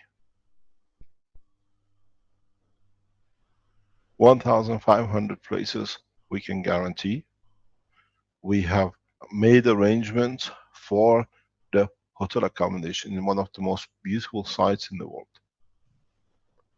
The price you pay does not even cover the price of the room for one night. It's including the breakfast. We have, and our security people in the background sit and check every ID of entry. As we are in an isolated location, you cannot even enter the location. We invite a number of world leaders to attend this meeting. They know what they're attending for. We invite some of the most influential business people in the world to be present if they want to. It's your responsibility to invite who you see you want to be as part of the council, and then we show you what it is. We make no nomination and we don't put anybody forward. You will see how it'll be elected. It's the way it's done in the universe, and then you understand there is nobody ever will come to bribe and do what they like. And when you become one of the members of the council, the structure of the council is set. Then you decide for humanity to share all the wealth of the Keshe Foundation, produced across its factories and the rest for the humanity according to the structure of the human resources. No government can bribe no one, and no one through their finances can influence the decision. More or less, every nationality speaking will have a say in the structure which I have set up. You wanted it, we have delivered it. Humanity has been waiting for this, now is in your hand.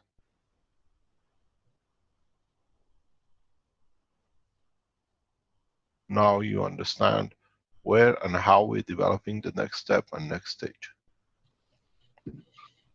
It's not me anymore, it's you who will decide for the future of humanity. And under no circumstances I will stand at any part of this development in choosing, in accepting, or in recommending anyone to be a member of the council.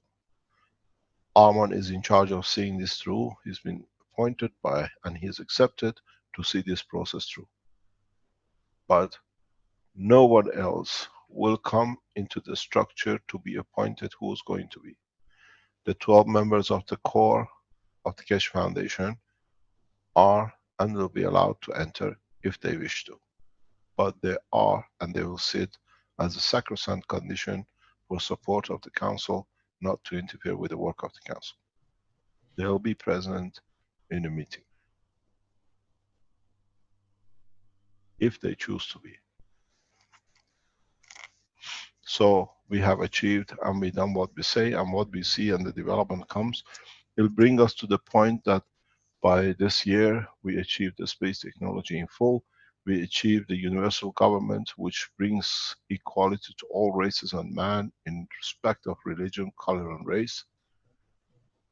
As we become one nation, one planet, one race. And in so many ways, we welcome you to the universal community. This is part of what we call first step. Go to the Keshe Foundation website, and if you are sincere to serve humanity, attend. You might not know, you might be one of the members of the council. You will know when you arrive. We do not do anything to be outside, and we do not do anything to be breaking any international law. As in the coming time, we'll set the international law and become an example for the governments to follow. And this way, from inside the society, we change the behavior of the world governments and the ones who've been financing it to see what's happening. There is one further announcement. We call and we request from the Iranian government officials, from Ayatollah Khamenei's office, His Excellency, His Eminence, to sanction the peace talks with Saudi Arabia through the Keshe Foundation. We ask His Excellency, His Highness, the King of Saudi Arabia,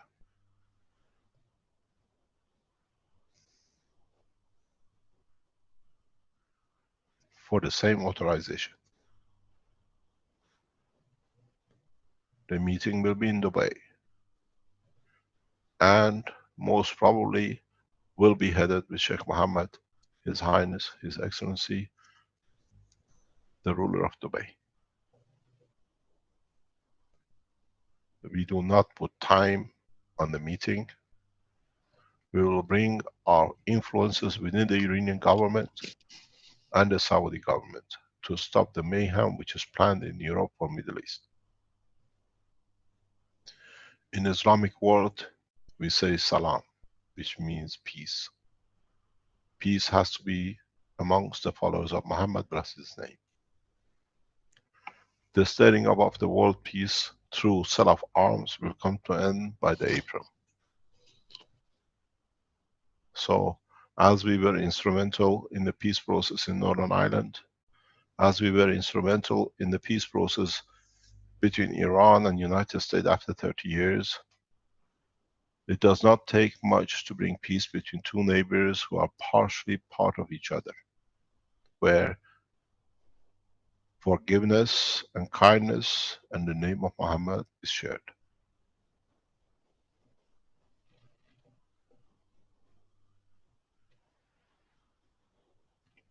We call on a peace conference between Iran and Saudi Arabia as a matter of urgency, with Keshe Foundation as a center point, pivot point in negotiating peace, which is not needed to come into what is heading for, and a lot of people think they're going to make money out of it, especially sitting in Los Angeles and in LA and in California.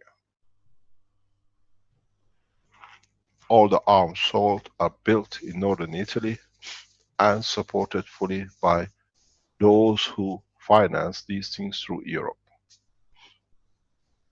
Now, we as humanity stand up and count our voice as Keshe Foundation. We had enough of war. We had enough of killing for centuries. And most of it in the name of the Creator. We do not need this anymore.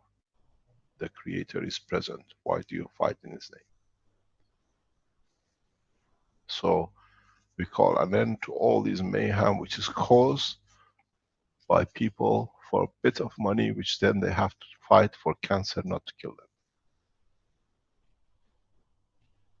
So we call both ways on the establishment of the World Council, the Universal Council, and for a peace conference between Iran through the authorization of His Eminence Ayatollah Khamenei, His Excellency President Rouhani, to be present, all delegations, the way we started negotiations with the United States in city of Dubai. And at the same time, we ask our Saudi colleagues to push for the Saudi king to authorize the peace talk, which has no reason for in the city of Dubai. Dubai is loved both by Saudis and Iranians, so is the home of peace. If you are Saudi, if you are a member of the Keshe Foundation worldwide, send your request to Iranian Foreign Office and to every embassy that Keshe Foundation has asked for a peace talk. We negotiate peace as the citizens of the world, as we have no trust in the government of the world unless they benefit their pocket of their leaders. Do the same with Saudi Arabia, the Kingdom of Saudi Arabia, with every embassy. Every day we ask for peace between Iran and Saudi Arabia. Designated point, Keshe Foundation, United Arab Emirates, Dubai. We start the peace talk. We need you to push that we decide. And once we get this done, we show our power as citizens of the world. We had enough of wars and conflict built to serve and keep some people in leadership.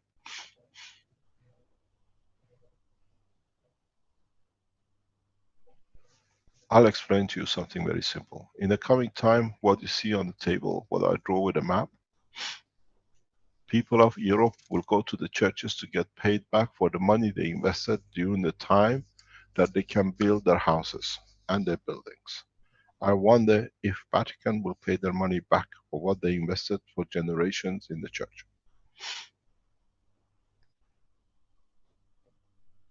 People will open the vaults of Vatican to be able to support the life lost in their countries and the livelihood lost in their countries. We respect every religion, every race, and every nationality. But now we have come one, we love each other, and we work the same way. Please write the way you did. We'll continue with this every teaching, every public teaching, till we achieve it. Peace talks, direct meeting with the Iranian leadership and the Saudian leadership on the flag of Keshe Foundation as one nation, one planet, one race. You can go to 1p1n1r.keshefoundation.org and register your vote, and be able to pull yourself into who you are, what you're expecting. At the same time, flood the embassies of Iranian embassy across the world and the Iranian Foreign Office lines, the same with the Saudis. People of the world want peace. Let me explain to you why we need this peace. If the Saudis and the Iranians go into conflict, the Iranians see every airport, every land airport across the Persian Gulf as a point of attack. Major Emirate cities will be vanished as they bomb every single airport. Iran Air Force is in such a superior condition that there will be no oil fields left within the Saudi untouched. Then you can see the oil crisis. Then this will be worse than the earthquake for the economical situation of the world. The same goes with the Saudis. Why should millions of people lose money for a few to show who's more powerful? As a human race, we are more powerful than the few which we elected, or they thought they elected themselves to be leaders. Please support the move. Please attend the conference in mass. If we receive more invitation, more people request, more than 1500, we will respond accordingly. But every single person will be vetted by Keshe Foundation, and we have provided a list of people who might apply to enter Dubai under false pretenses. So we have 2 layers of security built up. Every single person will be checked by the Saudi CID before they are given a visa to enter. And we have provided a list of people who will not be able to attend, especially the ones on the routes they come, they don't know, we know who they are.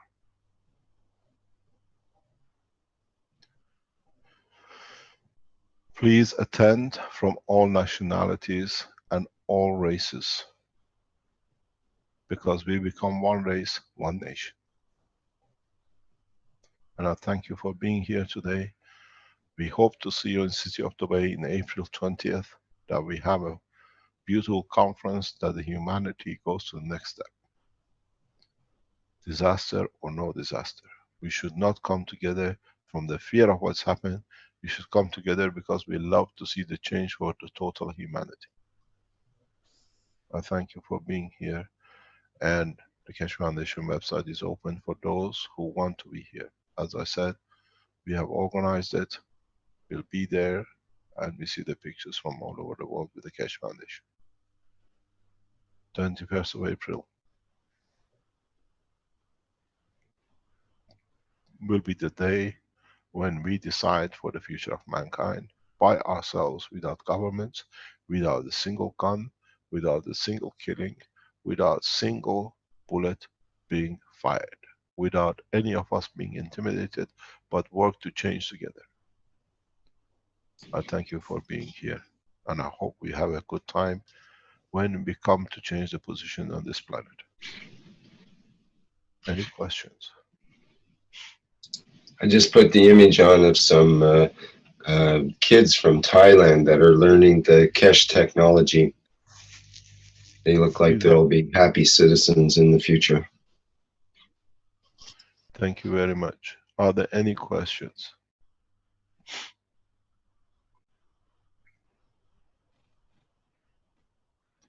Hello, sir, from Mexico, Bernardo. I do have a question. Yes. Has the ruler of Dubai realized that he will lose his power? They will not lose their power.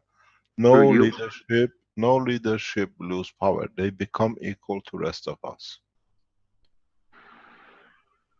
Okay, but they're the rulers of oil in the world. No, in a way, if you've been to the city of Dubai, oil has been shared with the nationals and the nation. Yes.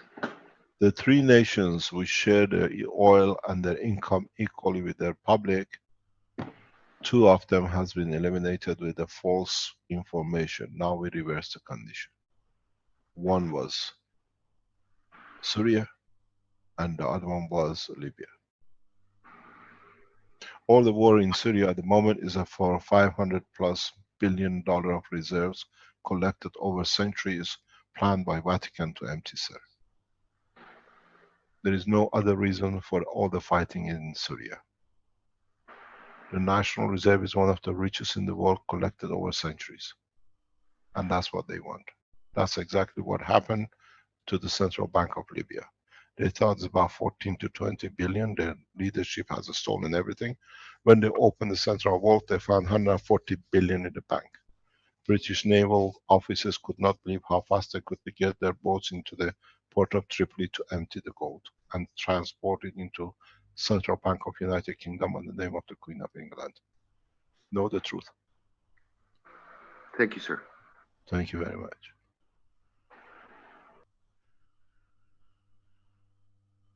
Any other question? These gold they're stolen and they're killed for worth nothing anymore, because all of you start creating gold in your reactors. And you cannot sell a single gram of gold in the space, because it has no meaning to the man of the space. Why are we fighting for?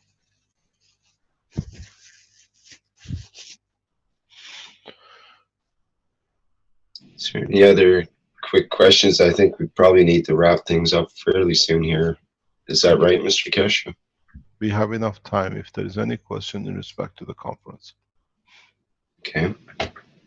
Respect to Mr. the Keshe, Mr. Yes. Keshe, Vivek from Singapore, you were mentioning the conference is for 3 days. It is for 21st, Thursday the 21st of April, but for people to come the day before and the day of conference and to go the day after, that is not just come and go. We have organized 3 nights stay. Okay, thank you, sir. You can stay longer if you like. We still try to accept the same responsibility with the hotel people.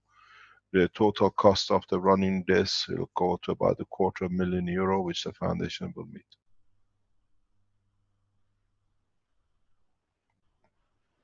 If you like to go and donate to the foundation to see this happening, we accept donations, but we don't ask for donations.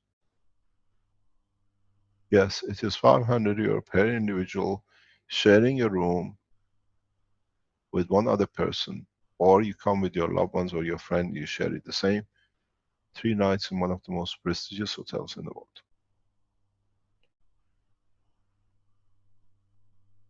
The rest is yours responsibility. That is, if you want what we call dinner or whatever, you want to have a party as the beginning of the new cycle of life for man, it all can be organized. But we're here to change, and change, bring the change amongst the world leaders and ourselves as a race.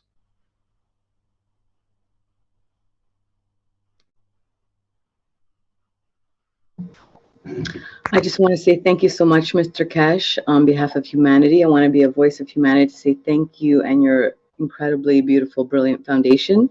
And Source is very proud of you and everyone. So thank you so much. You're welcome. Try to reach the way, because it'll be you who will change the condition. And try to teach as much as you can across the world till April. And if we come across disaster pending, we still respond and we'll still carry on with the conference. The only reason the conference will not happen if the war between Iran and Saudi Arabia gets hotter and we come to reality. And that's what I told you. You want the conference to establish the world peace? Put enough love with the message you send to the embassies, that the love of man brings the world leaders on the table of discussion. We did that in Northern Ireland. 300 years Christians could not come to peace. And if you want, I release all the papers. Who was paid, what was paid, how things were organized for 300 years between the Catholics and Protestants, and at the end of the day, they all were paid heavily, handsomely money to sign the peace. The same thing has happened in between Iran and United States peace. We initiated it, we announced it, and we've seen the fruit of it. It all needed, it was some trust. Didn't do much. Some trust, that there is a trust, we can talk. We share knowledge, and sharing of the key brought peace between two nations, and he finished 2-3 days ago. And then we see the same situation now in Saudi Arabia and Iran. And in other words, if the Keshe Foundation becomes a true tool for the peace amongst the nations that we reach our goal, why not? I'm not heading it. It's you as a what to become. The World Council decide and guide and finance only peace activities and helping, and by it we will change the whole structure.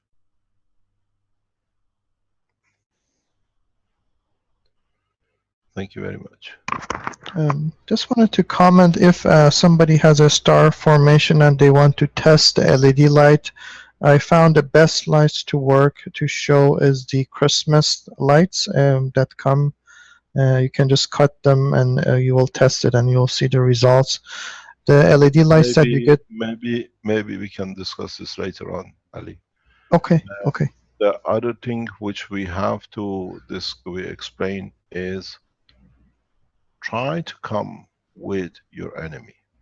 What do you consider as enemy? If you're an Iranian coming to conference, bring a Saudi with you. Pay for a Saudi to come. If you're a racist and you saw a black man as something you could not handle, buy a ticket for yourself and one for the African man. This is how we bury our differences. When we invest in each other's emotion and feeling.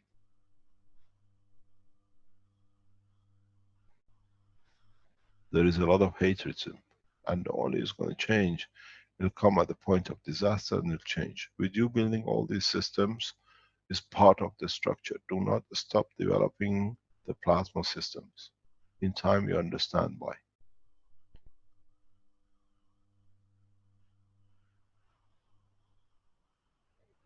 Do not stop adding to the knowledge. We'll do the two things at the same time. We can teach you till end of the planet comes, and you still every day learn something new and add to the knowledge of this humanity. Maybe we close with what we started today, with a new, what we call, anthem of the Keshe Foundation, which came out of by someone we don't know who he is, who's put it on the website, on the Facebook, and it brings a lot of things together.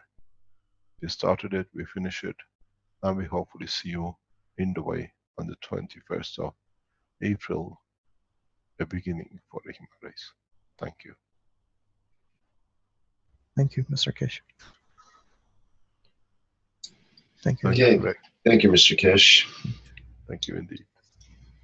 And that'll be the end of the 99th Keshe Knowledge Seekers Workshop for Thursday, February 4th, 2016. Rick? Yes? This is Stenova. I was wondering if I could say something. Pardon me, sorry? I was wondering if I could say something and Yes. take just a little bit, yeah. Hello, my name is Sten Woodberg. I'm from Norway. Do you see me on the video? No. No, just speak. If it is relevant, it's okay. Yeah, but I should have video in a way. Maybe I turn the camera on. No. Can you explain what you're saying, because we want to finish the session? Yeah, because it has to be with the shift and the tectonic plates and stuff like that. Well, we were going to end the workshop now, though. Can you join us on Tuesday, please, and explain to us on Tuesday workshop? I'm not sure. It's just today I can be on. It's okay. If you want to record it and send it to the foundation, please. No, it can't be done. Thank you very much. Sorry. Sorry Okay. to do Like, Next time then. on Tuesday, we'll see you. Well, please, please.